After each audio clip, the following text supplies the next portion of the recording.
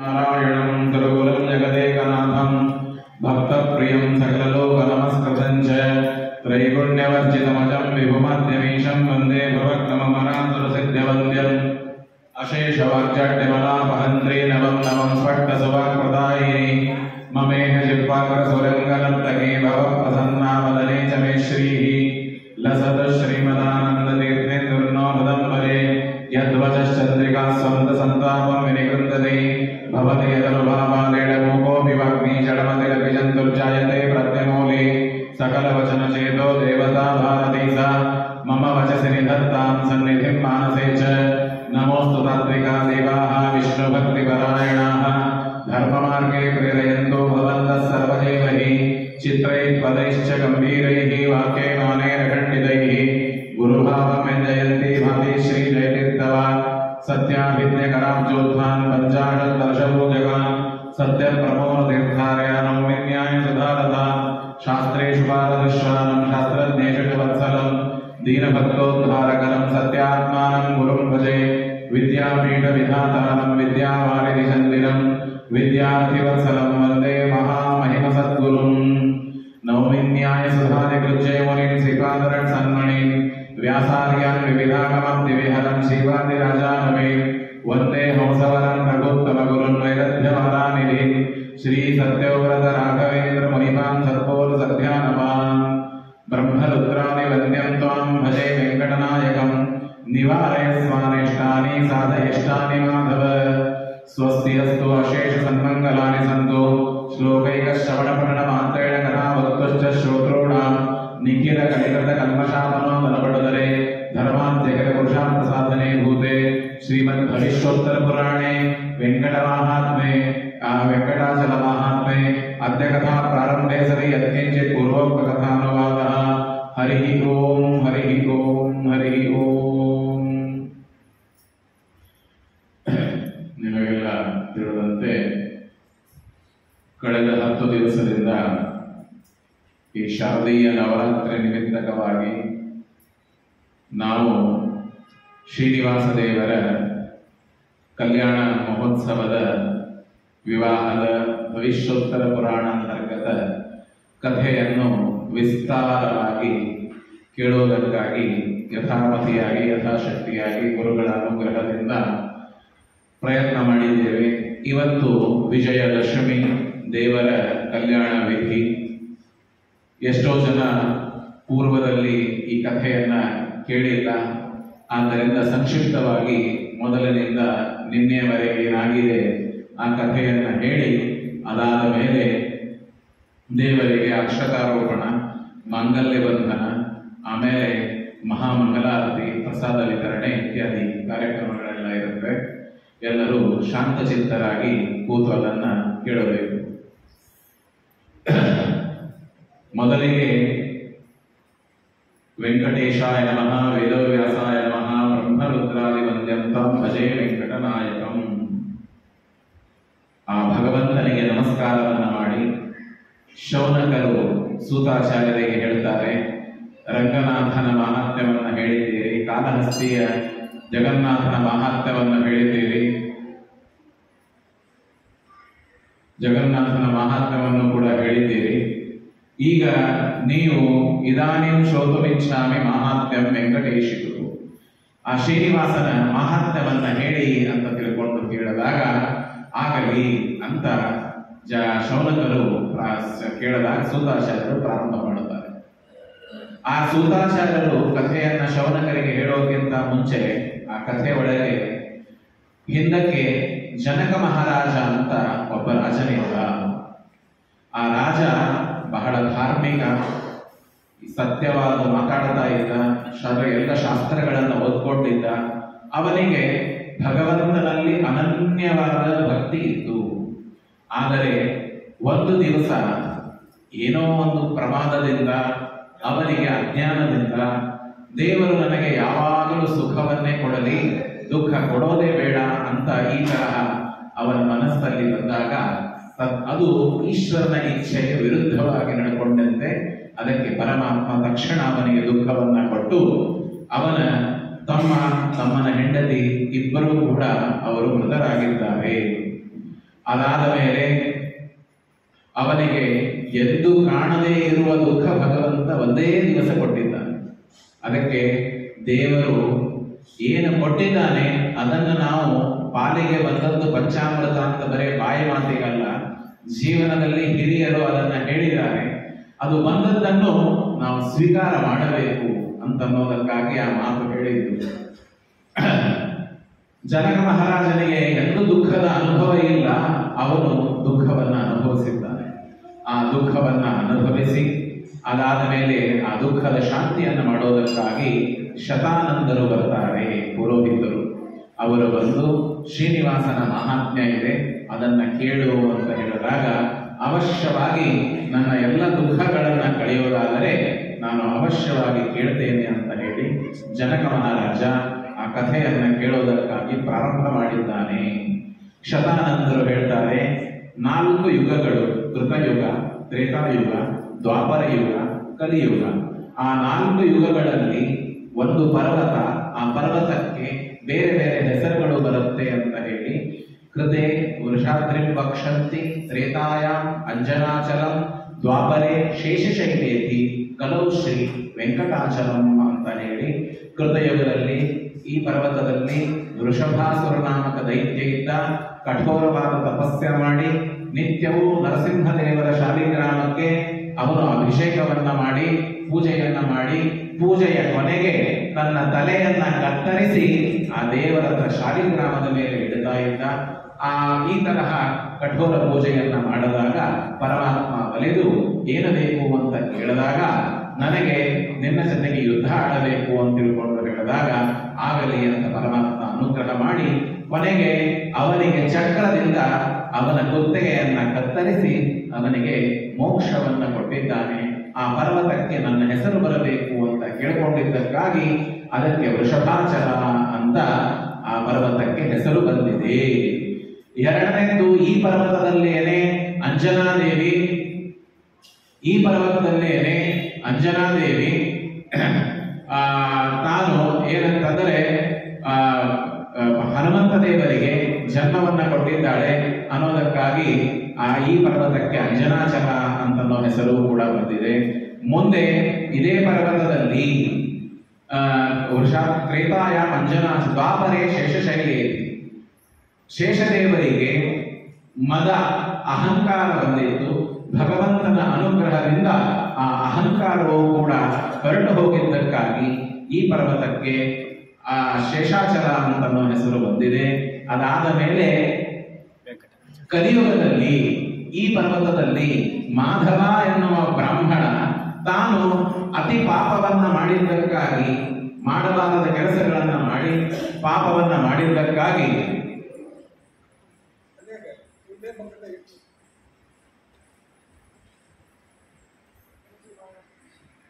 ಬ್ರಾಹ್ಮಣ ತಾನು ತನ್ನ ಕರ್ಮಗಳನ್ನ ಬಿಟ್ಟು ದಾರಿ ತಪ್ಪಿ ಎಲ್ಲ ಪಾಪಗಳನ್ನ ಮಾಡಿದಾಗ ಭಗವಂತನ ಅನುಗ್ರಹದಿಂದ ಈ ಪರ್ವತದ ಪಾದ ಸ್ಪರ್ಶದಿಂದ ಅವನು ಮಾಡಿದ ಎಲ್ಲ ಪಾಪಗಳನ್ನ ತಾನು ಕಳೆದುಕೊಂಡಿದ್ದಾನೆ ಅನ್ನೋದಕ್ಕಾಗಿ ಅವನಿಗೆ ಈ ವೇಂ ಪಾಪಂ ಕಟತೆ ಯಸ್ಮಾತ್ ಪಾಪದಾಹನ ಶಕ್ತಿತ, ಈ ಪರ್ವತದಲ್ಲಿ ಪರ್ವತದ ಸ್ಪರ್ಶ ಆದಾಕ್ಷಣ ನಮ್ಮ ಎಲ್ಲ ಪಾಪಗಳು ಕಳೆದು ಹೋಗುತ್ತವೆ ಅನ್ನೋದಕ್ಕಾಗಿ ಈ ಪರ್ವತಕ್ಕೆ ವೆಂಕಟಾಚಲ ಅಂತನ್ನುವ ಹೆಸರು ಬಂತು ಅಂತ ಹೇಳಿದರು. ಮುಂದೆ ಯಾರು ಜಗತ್ತಿನಲ್ಲಿ ದೊಡ್ಡವರಿದ್ದಾರೆ, ಸ್ವಲ್ಪ ಮುಂದೆ ಕೂತವರು ನನ್ನ ಕಡೆನೇ ನೋಡ್ರಿ, ದಯಮಾಡಿ ತಿಳ್ಕೋಬೇಡಿ, ಆ ಕಡೆ ಈ ಕಡೆ ಡಿಸ್ಟರ್ಬ್ ಆಗುತ್ತೆ. ಮುಂದೆ ಕೆಲಸ ಮಾಡೋರು ಮಾಡ್ತಾ ಇದ್ದಾರೆ. ಶ್ರೀ ಗುರುಭ್ಯೋ ನಮಃ. ಅವಾಗ ಜಗತ್ತಿನಲ್ಲಿ ಯಾರು ದೊಡ್ಡವರಿದ್ದಾರೆ ಅಂತ ಈ ತರಹ ಪ್ರಶ್ನೆ ಬಂತು. ಎಲ್ಲ ಋಷಿಗಳು ಯಜ್ಞ ಮಾಡ್ತಾ ಇರ್ತಾರೆ. ಆ ಯಜ್ಞವನ್ನ ಮಾಡುವಾಗ ಯಜ್ಞ ಯಾರಿಗೆ ಸಮರ್ಪಣ ಮಾಡಬೇಕು ಅಂತ ಪ್ರಶ್ನೆ ಬಂತು. ಪ್ರಶ್ನೆ ಬಂದಾಗ ಹಾಗಾದ್ರೆ ಸರ್ವೋತ್ತಮ ಯಾರು ಅಂತ ಹುಡುಕಬೇಕು. ನಾರದರು ಬಂದು ಋಷಿಗಳಿಗೆ ಹೇಳ್ತಾರೆ, ಯಾವುದೇ ಒಂದು ಕಾರ್ಯವನ್ನ ಮಾಡಬೇಕಾದರೆ ಆ ಕಾರ್ಯವನ್ನ ಯಾರಿಗೆ ಸಮರ್ಪಣೆ ಮಾಡಬೇಕು ಅಂತ ನಿಶ್ಚಯ ಮಾಡಿಕೊಂಡು ಆ ಕಾರ್ಯವನ್ನ ಮಾಡಬೇಕು. ಭೃಗು ಋಷಿಗಳಿಗೆ ಆ ಜವಾಬ್ದಾರಿಯನ್ನ ಕೊಡ್ತಾರೆ. ಅವರು ಯಾರು ಸರ್ವೋತ್ತಮ ಅಂತ ತಿಳಿದುಕೊಳ್ಳುವುದಕ್ಕಾಗಿ ಮೊದಲು ಸತ್ಯಲೋಕಕ್ಕೆ ಹೋಗ್ತಾರೆ, ಆಮೇಲೆ ಕೈಲಾಸಕ್ಕೆ ಹೋಗ್ತಾರೆ. ಅದಾದ ಮೇಲೆ ಕೊನೆಗೆ ವೈಕುಂಠಕ್ಕೆ ಹೋಗಿ ಅಲ್ಲಿ ನೋಡಿದಾಗ ಪರಮಾತ್ಮ ಅವರಿಗೆ ಹೋಗಿ ವಕ್ಷಸ್ಥಳಕ್ಕೆ ಪಾದಪ್ರಹಾರವನ್ನು ಮಾಡ್ತಾರೆ. ನಾನು ಪಾದಪ್ರಹಾರ ಮಾಡಿದಾಗಲೂ ಇವನೇನು ಮಾಡಲಿಲ್ಲ, ಹಾಗಾಗಿ ಇವನು ಒಳ್ಳೆಯವನು ಅಂತಲ್ಲ. ಪರಮಾತ್ಮ ದೊಡ್ಡವನಿದ್ದಾನೆ, ಅವರಿಗೆ ಎಲ್ಲ ಗೊತ್ತಿದೆ. ಜಗತ್ತಿನಲ್ಲಿ ನಮ್ಮ ಕಷ್ಟ ಸುಖ ದುಃಖ ಎಲ್ಲ ತಿಳ್ಕೊಂಡು ಭಗವಂತ ನಮಗೇನು ಬೇಕು ಅದನ್ನು ವ್ಯವಸ್ಥೆ ಮಾಡ್ತಾನೆ ಅಂತ ಹರಿ ಸರ್ವೋತ್ತಮ ಅಂತ ಹೇಳಿದರು. ಇವತ್ತು ನೋಡಿ, ಈ ಪರ್ವತದಲ್ಲೇ ವಾಯುದೇವರು ಹುಟ್ಟಿದರು. ಇವತ್ತು ಮಧ್ವ ಜಯಂತಿ. ಆ ಮಧ್ವ ಜಯಂತಿ ನಿಮಿತ್ತಕವಾಗಿ ಅದನ್ನು ಕೂಡ ನಿರ್ಣಯ ಮಾಡಿ ವಾಯು ಜೀವೋತ್ತಮ ಅಂತನ್ನೋದನ್ನು ಸತ್ಯ ಜಗತ್ತಿದು ಪಂಚಭೇದವು ನಿತ್ಯ ಶ್ರೀ ಗೋವಿಂದನ ಸತ್ಯ ಈ ಪರ್ವತದಲ್ಲೇನೆ ಇದನ್ನ ಮಾಡಿಸಿದ್ದಕ್ಕಾಗಿ ಇಲ್ಲಿ ಏನಾಯಿತು ಅಂತಂದ್ರೆ ಹರಿ ಸರ್ವೋತ್ತಮ ವಾಯು ಜೀವೋತ್ತಮ ಅಂತ ಬಂದು ಎಲ್ಲ ಕಡೆಗೆ ಅದನ್ನ ಅವರು ಪ್ರಸಿದ್ಧ ಮಾಡಿದರು. ಅದಾದ ಮೇಲೆ ಮುಂದೆ ಪರಮಾತ್ಮ ಮತ್ತು ಲಕ್ಷ್ಮೀದೇವಿ ಇವರಿಬ್ಬರಲ್ಲಿ ಪ್ರೇಮ ಕಲಹ ನಡೆದಿದೆ. ನನ್ನ ವಕ್ಷಸ್ಥಳ ನಾನು ಇರುವ ಜಾಗ, ಆ ಜಾಗದಲ್ಲಿ ಯಾವುದೋ ಒಂದು ಮನುಷ್ಯ ಯೋನಿಯಲ್ಲಿ ಹುಟ್ಟಿದ ಋಷಿ ಬಂದು ಪಾದಪ್ರಹಾರವನ್ನ ಮಾಡಿ ನನಗೆ ಹೊಡೆದು ಹೋಗ್ತಾನೆ. ನೀನೆಂಥ ಗಂಡ, ಹೆಂಡತಿಯನ್ನ ಸಾಕಲಿಕ್ಕೆ ಆಗುವುದಿಲ್ಲ, ರಕ್ಷಣೆ ಮಾಡಲಿಕ್ಕೆ ಆಗುವುದಿಲ್ಲ, ನಿನ್ನ ನಂಬಿಕೆಯಿಂದ ನಾನು ಇಲ್ಲಿ ಇದ್ದೀನಿ, ಆದ್ದರಿಂದ ನಾನು ಇನ್ನು ಇರೋದಿಲ್ಲ ಮನೆಯಲ್ಲಿ ಅಂತ ತಿಳ್ಕೊಂಡು ಹೇಳಿದಾಗ ಆವಾಗ ಪರಮಾತ್ಮನ ಲಕ್ಷ್ಮೀದೇವಿಯ ಪ್ರೇಮ ಕಲಹ ಆಗಿ ಲಕ್ಷ್ಮೀದೇವಿಯ ಅಲ್ಲಿಂದ ಹೊರಟು ಹೋಗ್ತಾಳೆ. ಅವಾಗ ನೋಡಿ, ಇದು ಪ್ರೇಮ ಕಲಹ. ಪರಮಾತ್ಮ ವೈಕುಂಠ ದೊಡ್ಡ ಮನೆ, ಒಬ್ಬನೇ ಏನು ಮಾಡಬೇಕು, ನಾನು ಇಲ್ಲಿ ಇರುವುದಿಲ್ಲ ಅಂತ ತಿಳ್ಕೊಂಡು ಹೇಳಿ ಆವಾಗ ಅಲ್ಲಿಂದ ಲಕ್ಷ್ಮೀದೇವಿ ಕೊಲ್ಹಾಪುರಕ್ಕೆ ಬರ್ತಾಳೆ. ವೈಕುಂಠದಿಂದ ಪರಮಾತ್ಮ ಹೊರಟು ಬಂದು ಇದೇ ವೆಂಕಟಾಚಲದ ಕೆಳಗೆ ತಿಂತ್ರಿಣಿ ಹುಣಸಿ ಮರ, ಆ ಹುಣಸಿ ಮರದ ಕೆಳಗೆ ಒಂದು ದೊಡ್ಡ ಹುತ್ತು, ಅದರಲ್ಲಿ ಪರಮಾತ್ಮ ದ್ವಾಪರ ಯುಗದ ಅಂತ್ಯದಲ್ಲಿ ಬಂದು ವಾಸ ಮಾಡಿದ್ದಾನೆ. ಆ ಪರಮಾತ್ಮ ವಾಸವನ್ನ ಮಾಡಿ ಅಲ್ಲೇ ಎಷ್ಟೋ ದಿವಸ ತಾನು ಧ್ಯಾನದಲ್ಲಿ ಇದ್ದಾನೆ ಪರಮಾತ್ಮ. ಆ ಧ್ಯಾನವನ್ನ ಮಾಡ್ತಾ ಇರುವಾಗ ಈ ಕಡೆಗೆ ಲಕ್ಷ್ಮೀದೇವಿಗೆ ಕಾಳಜಿಯಾಗಿದೆ. ಏನಂತಂದರೆ ಮನೆಯವರು ಬಹಳ ದಿವಸ ಆಯಿತು, ಎಲ್ಲಿ ಹೋಗಿದ್ದಾರೆ ನೋಡಬೇಕು ಅಂತ ತಿಳ್ಕೊಂಡು ಹೇಳಿ ಅವಾಗ ಬ್ರಹ್ಮದೇವರನ್ನ ಆಕಳು ಮಾಡಿ, ರುದ್ರದೇವರಿಗೆ ಒಂದು ಕರು ಮಾಡಿ, ಆ ದೇಶದ ರಾಜ ಚೋಳರಾಜ ಅವನ ಹೆಂಡತಿ ಹತ್ರ ಬಂದು ಈ ಆಕಳು ಮತ್ತು ಕರು ಇದನ್ನ ಎರಡನ್ನ ಮಾರುತ್ತಾ ಇದ್ದೇನೆ, ಒಳ್ಳೆ ಹಾಲು ಕೊಡುತ್ತೆ, ತೆಗೆದುಕೋ ಅಂತ ಹೇಳಿದಾಗ ತೆಗೆದುಕೊಂಡಿದ್ದಾಳೆ. ಆ ಆಕಳು ಹಾಲು ಕೊಡ್ತಾ ಇಲ್ಲ. ಗೋಪಾಲಕರಿಗೆ ಕರೆದು ಬೈತಾಳೆ, ಹೊಡಿತಾಳೆ. ಅವನು ಸಿಟ್ಟಿನಿಂದ ಈ ಆಕಳಕ್ಕೋಸ್ಕರವಾಗಿ ನಾನು ಹೊಡೆಸ್ಕೊಂಡಿದ್ದೇನೆ ಅಂತ ಹೇಳಿ ಅದನ್ನ ಮರದಿವಸ ಹಿಂಬಾಲಿಸಿ ಆ ಆಕಳನ್ನ ನೋಡಿ ಯಾವಾಗ ಆ ಆಕಳು ಹುತ್ತಿನ ಮೇಲೆ ಹಾಲು ಹಾಕ್ತಾ ಇರುತ್ತೋ ಆವಾಗ ಹೋಗಿ ಕೊಡ್ಲಿಯನ್ನ ತೆಗೆದುಕೊಂಡು ಆ ಆಕಳಿಗೆ ಹೊಡಿಬೇಕು ಅಂತ ಹೋಗ್ತಾನೆ. ಭಗವಂತ ಭಕ್ತರನ್ನ ರಕ್ಷಣೆ ಮಾಡ್ತಾನೆ. ಅಹಂ ರಕ್ಷಾಮಿ ಇತಿ ಮತ್ ಪಣ, ನನ್ನ ಆಣೆ ಆಗಿದೆ, ಎನಗೂ ಆಣೆ, ರಂಗ ನಿನಗೂ ಆಣೆ, ಎನಗೂ ನಿನಗೂ ಇಬ್ಬರಿಗೂ ನಿನ್ನ ಭಕ್ತರಾಣೆ, ಪರಮಾತ್ಮನ ಶಪಥವಿದೆ. ಆದ್ದರಿಂದ ಪರಮಾತ್ಮ ಬಂದು ರಕ್ಷಣೆ ಮಾಡಬೇಕು ಅಂತ ತಾನು ಆ ಏಟು ತಲೆ ಮೇಲೆ ತೆಗೆದುಕೊಂಡಿದ್ದಾನೆ. ರಕ್ತ ಪ್ರವಾಹ ಆಗಿದೆ. ಅಷ್ಟರಲ್ಲಿ ಚೋಳರಾಜ ಬಂದಿದ್ದಾನೆ. ಬಂದು ನೋಡಿದಾಗ ಅವನಿಗೆ ಶಾಪ ಕೊಟ್ಟು ಪಿಶಾಚೋಭವ ದುರ್ಬುದ್ಧಿ ಅಂತ ಶಾಪ ಕೊಡ್ತಾನೆ. ಅದಾದ ಮೇಲೆ ಅವನಿಗೆ ಶಾಪ ಆದ್ಮೇಲೆ ವರನೂ ಕೊಡ್ತಾನೆ. ಏನಂತಂದ್ರೆ, ನನಗೆ ತಿಳಿಯದೇನೆ, ನನ್ನದೇನು ತಪ್ಪಿಲ್ಲದೆ ನನಗೆ ನೀನು ಶಾಪ ಕೊಟ್ಟೆ ಭಗವಂತ, ಆದ್ದರಿಂದ ಈ ತರಹ ಯಾಕೆ ಮಾಡಿದೆ ಅಂತ ಕೇಳಿದಾಗ, ನನ್ನ ಬಾಯಿಯಿಂದ ಒಂದು ಸಾರ್ತೆ ಬಂದು ಅಂತ ಆಯಿತು, ಅದು ನಡೆದೇ ಆಗಬೇಕು, ಆದ್ದರಿಂದ ಈ ಶಾಪ ಮತ್ತೆ ಹೋಗುವುದಿಲ್ಲ, ಬಹಳ ಏನಿಲ್ಲ, ಕಲಿಯುಗ ಮುಗಿಯುವವರೆಗೆ ನಿನಗೆ ಈ ಶಾಪ ಇರುತ್ತದೆ. ಅದು ಎಷ್ಟು ದಿವಸ ಅಂತಂದ್ರೆ ಯಾವತ್ ಕಲಿಯುಗಂ ಭವೇ. ಅವಾಗ ಪರಮಾತ್ಮ ಅವನಿಗೆ ಹೇಳ್ತಾನೆ, ನಿನಗೆ ಮಧ್ಯದಲ್ಲಿ ಸುಖ ಸಿಗತ್ತೆ.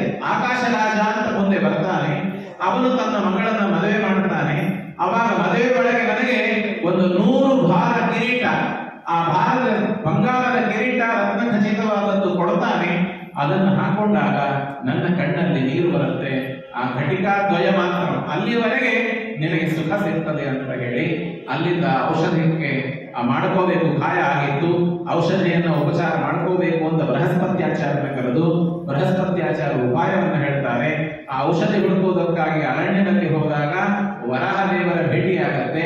ಆ ವರಾಹದೇವರ ಭೇಟಿಯಾದ ಮೇಲೆ ಪರಸ್ಪರ ಆಲಿಂಗನವನ್ನು ಮಾಡಿಕೊಂಡು ಅವರಿಗೆ ಹೀಗೆ ಬಂದಿದ್ದೇನೆ ವೈಕುಂಠದಿಂದ ಅಂತ ಹೇಳಿ ಅವರಿಂದ ಜಾಗ ಇಸಿಕೊಂಡು ಆ ಜಾಗದ ಹಣ ನಾನು ಮುಂದೆ ಇಲ್ಲೇ ನನ್ನ ಗುಡಿಯಾಗತ್ತೆ.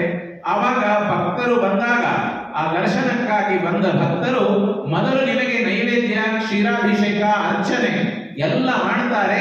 ಇದೇ ನಿಮಗೆ ದೊಡ್ಡ ನನ್ನ ಹಣ, ಇದಕ್ಕಿಂತ ಬೇರೆ ಯಾವ ಆದರ ನಾನು ಕೊಡ್ಲಿಕ್ಕೆ ಆಗುವುದಿಲ್ಲ. ಭೂಲೋಕಕ್ಕೆ ಬರುವಾಗ ನಾನು ಏನು ತರುವುದಿಲ್ಲ, ಭೂಲೋಕದಿಂದ ಹೋಗುವಾಗಲೂ ನಾನೇನು ಒಯ್ಯೋದಿಲ್ಲ, ಎಲ್ಲವೂ ಇಲ್ಲೇ ಪರಮಾತ್ಮನಿಗೇನೆ ಈ ಹಣೆಬಾರ.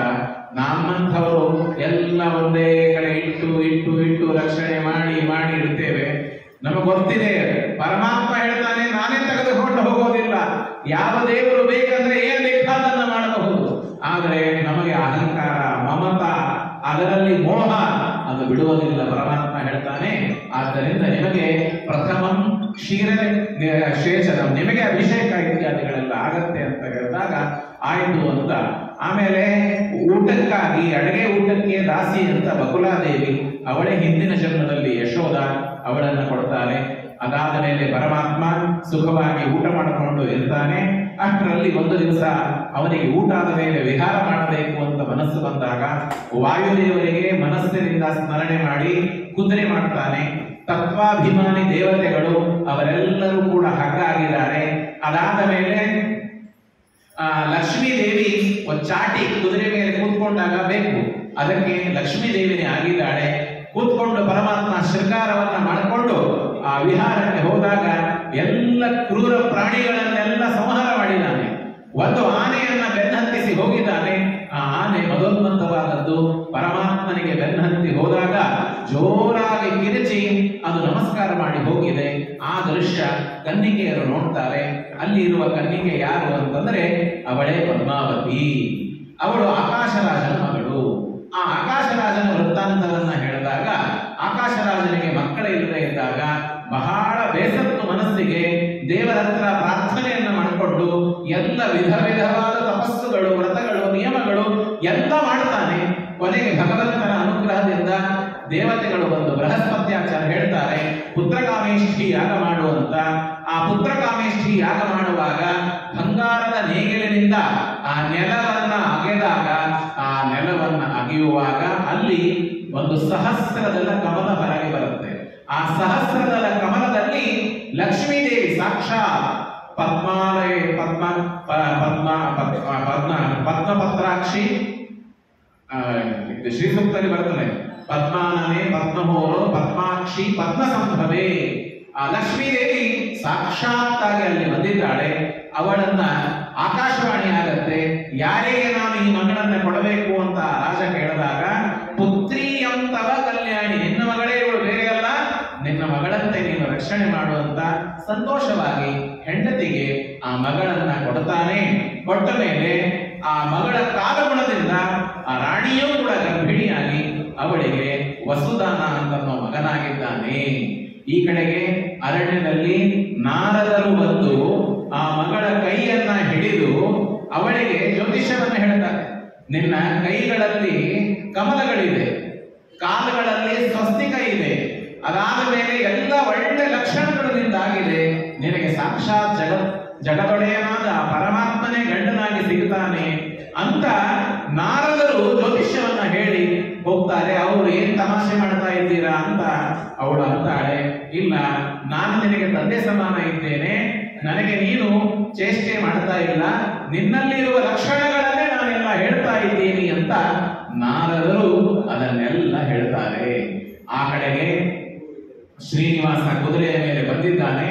ಎಲ್ಲ ಅವಳ ಗೆಳತಿಯರು ಬಂದು ಕೇಳಿದ್ದಾರೆ, ಇಲ್ಲಿ ಯಾಕೆ ಬಂದಿದ್ದಿ, ಏನು ಬೇಕಾಗಿದೆ ಅಂತ ಕೇಳಿದಾಗ ಕೊನೆಗೆ ಏನಿಲ್ಲ, ಆ ರಾಜಕನ್ಯೆ ಹತ್ರ ಮಾತಾಡಬೇಕಾಗಿದೆ, ಅವಳಿಗೆ ಮದುವೆ ಆಗಬೇಕಾಗಿದೆ ಅಂತ. ನಿನ್ನ ನಕ್ಷತ್ರ, ಕುಲ, ಗೋತ್ರ ಏನು ಅಂತ ವಿಚಾರಿಸ್ತಾರೆ. ಆಯ್ತು, ಇನ್ಮೇಲೆ ಹೋಗುವಂತ ಕಠೋರವಾಗಿ ಮಾತಾಡಬೇಡಿ ಅಂತ ಹೇಳ್ತಾರೆ. ಅಷ್ಟರಲ್ಲಿ ಪರಮಾತ್ಮನ ಕುದುರೆಗೆ ಅವರು ಕಲ್ಲು ತಗೊಂಡು ಹೊಡೆದಿದ್ದಾರೆ. ಕುದುರೆ ಸತ್ತೋಗಿದೆ. ಪರಮಾತ್ಮ ಮನೆಗೆ ಬಂದು ಮುಸುಕು ಹಾಕಿ ಮಲಗಿದ್ದಾನೆ. ಬಕುಲಾದೇವಿ ಎಷ್ಟು ಕೇಳಿದ್ರೂ ಪರಮಾತ್ಮ ತಾನು ಮುಸುಕು ತೆಗೆಯೋದಿಲ್ಲ. ಆವಾಗ ಪರಮಾತ್ಮ ಕೊನೆಗೆ ಬಕುಲಾದೇವಿ ಪ್ರಾರ್ಥನೆಗೆ ಅವಳಿಗೆ ಹೇಳ್ತಾನೆ, ನಾನು ಅರಣ್ಯದಲ್ಲಿ ಹೋದಾಗ ಈ ತರಹ ರಾಜಕನ್ಯೆಯನ್ನ ನೋಡಿದ್ದೇನೆ, ಅವಳಿಗೆ ಮದುವೆ ಮಾಡಿಕೋಬೇಕು ಅಂತ ನನ್ನ ಮನಸ್ಸಾಗಿದೆ, ಆದ್ದರಿಂದ ಅದನ್ನ ನೀನು ವ್ಯವಸ್ಥೆ ಮಾಡು ಅಂತ ಹೇಳಿದಾಗ, ಎಲ್ಲಿ ಇದ್ದಾಳೆ, ಯಾವ ದೇಶ, ಹೇಗೆ ಹೋಗಬೇಕು, ನೀನು ಎಲ್ಲಿ ನೋಡದಿ, ನಾನು ಏನು ಗೊತ್ತಿಲ್ಲ ಅಂತ ಹೇಳಿದಾಗ ಪರಮಾತ್ಮ ಸರಿಯಾಗಿ ಅವಳಿಗೆ ಎಲ್ಲ ಮಾರ್ಗವನ್ನು ಸೂಚನೆ ಮಾಡಿದ್ದಾನೆ, ಎಲ್ಲವೂ ಹೇಳಿದ್ದಾನೆ. ಅವಳು ಒಂದು ಹೆಣ್ಣು ಕುದುರೆಯನ್ನು ತೆಗೆದುಕೊಂಡು ಪರಮಾತ್ಮ ಹೇಳಿದ ದಾರಿಯಲ್ಲಿ ಹೋಗಿ ಅಗಸ್ತ್ಯೇಶ್ವರನ ಪೂಜೆ ಮಾಡಬೇಕು ಅಂತ ಹೋದಾಗ ಆ ರಾಜನ ಮನೆಯಿಂದ ಆ ಪಟ್ಟಣದಿಂದ ಅವಾಗ ಅಲ್ಲಿ ಕನ್ಯಕೆಯರ ಒಂದು ಗುಂಪು ಬಂದಿದೆ. ಅವರೆಲ್ಲರೂ ಪದ್ಮಾವತಿಗೆ ಆರೋಗ್ಯ ಸರಿ ಇಲ್ಲ ಅಂತ ಹೇಳಿ ಪೂಜೆ ಮಾಡೋದಕ್ಕಾಗಿ, ಅಗಸ್ತ್ಯೇಶ್ವರನ ಅಭಿಷೇಕ ಮಾಡೋದಕ್ಕಾಗಿ ಅವರು ಬಂದಿದ್ದರು. ಅವರ ಜೊತೆಗೆ ಸಂಭಾಷಣೆಯಾಗಿ ಬಕುಲಾದೇವಿ ಅಲ್ಲಿಂದ ತಾನು ಅವರ ಜೊತೆಗೆ ಆ ರಾಜನ ಅರಮನೆಗೆ ಹೋಗ್ತಾಳೆ. ಈ ಕಡೆಗೆ ಪರಮಾತ್ಮ ಮನೆಯಲ್ಲಿ ಕೂತು ಏನು ಮಾಡಬೇಕು ಅಂತ ಹೇಳಿ ಕೊರವಂಜಿಯ ವೇಷವನ್ನ ಧಾರಣೆ ಮಾಡಿ ತಾನು ಪರಮಾತ್ಮ ಇಲ್ಲಿ ಬಂದು ಆ ನಾರಾಯಣಪುರಕ್ಕೆ ಬಂದಿದ್ದಾನೆ. ಬಂದು ಎಲ್ಲ ಭವಿಷ್ಯ ಹೇಳ್ತೇನೆ, ಮಕ್ಕಳಿಗೆ ಬೇಕಾದರೆ ಮಕ್ಕಳು, ಜ್ವರ ಬಂದವರಿಗೆ ಜ್ವರ, ಎಲ್ಲ ಬಾಧೆಯನ್ನ ಪರಿಹಾರ ಮಾಡ್ತೇನೆ ಅಂತ ಹೇಳಿ ಪರಮಾತ್ಮ ಕೊರವಂಜಿಯ ವೇಷದಲ್ಲಿ ಬಂದು ರಾಣಿಗೆ, ಅವಳಿಗೆ ಎಲ್ಲ ಮಗಳಿಗೆ ಆದ ಕಷ್ಟವನ್ನು, ಅವಳು ಏನು ನೋಡಿದಾಳೆ, ಅವಳಿಗೆ ಏನು ಕಷ್ಟ ಆಗಿದೆ ಅದೆಲ್ಲವೂ ಈ ತರಹ ನಡೆದಿದೆ. ಮನ್ಮಥಾಕಾರನಾದ ಒಬ್ಬ ಪುರುಷನನ್ನ ಅವಳು ನೋಡಿದಾಳೆ.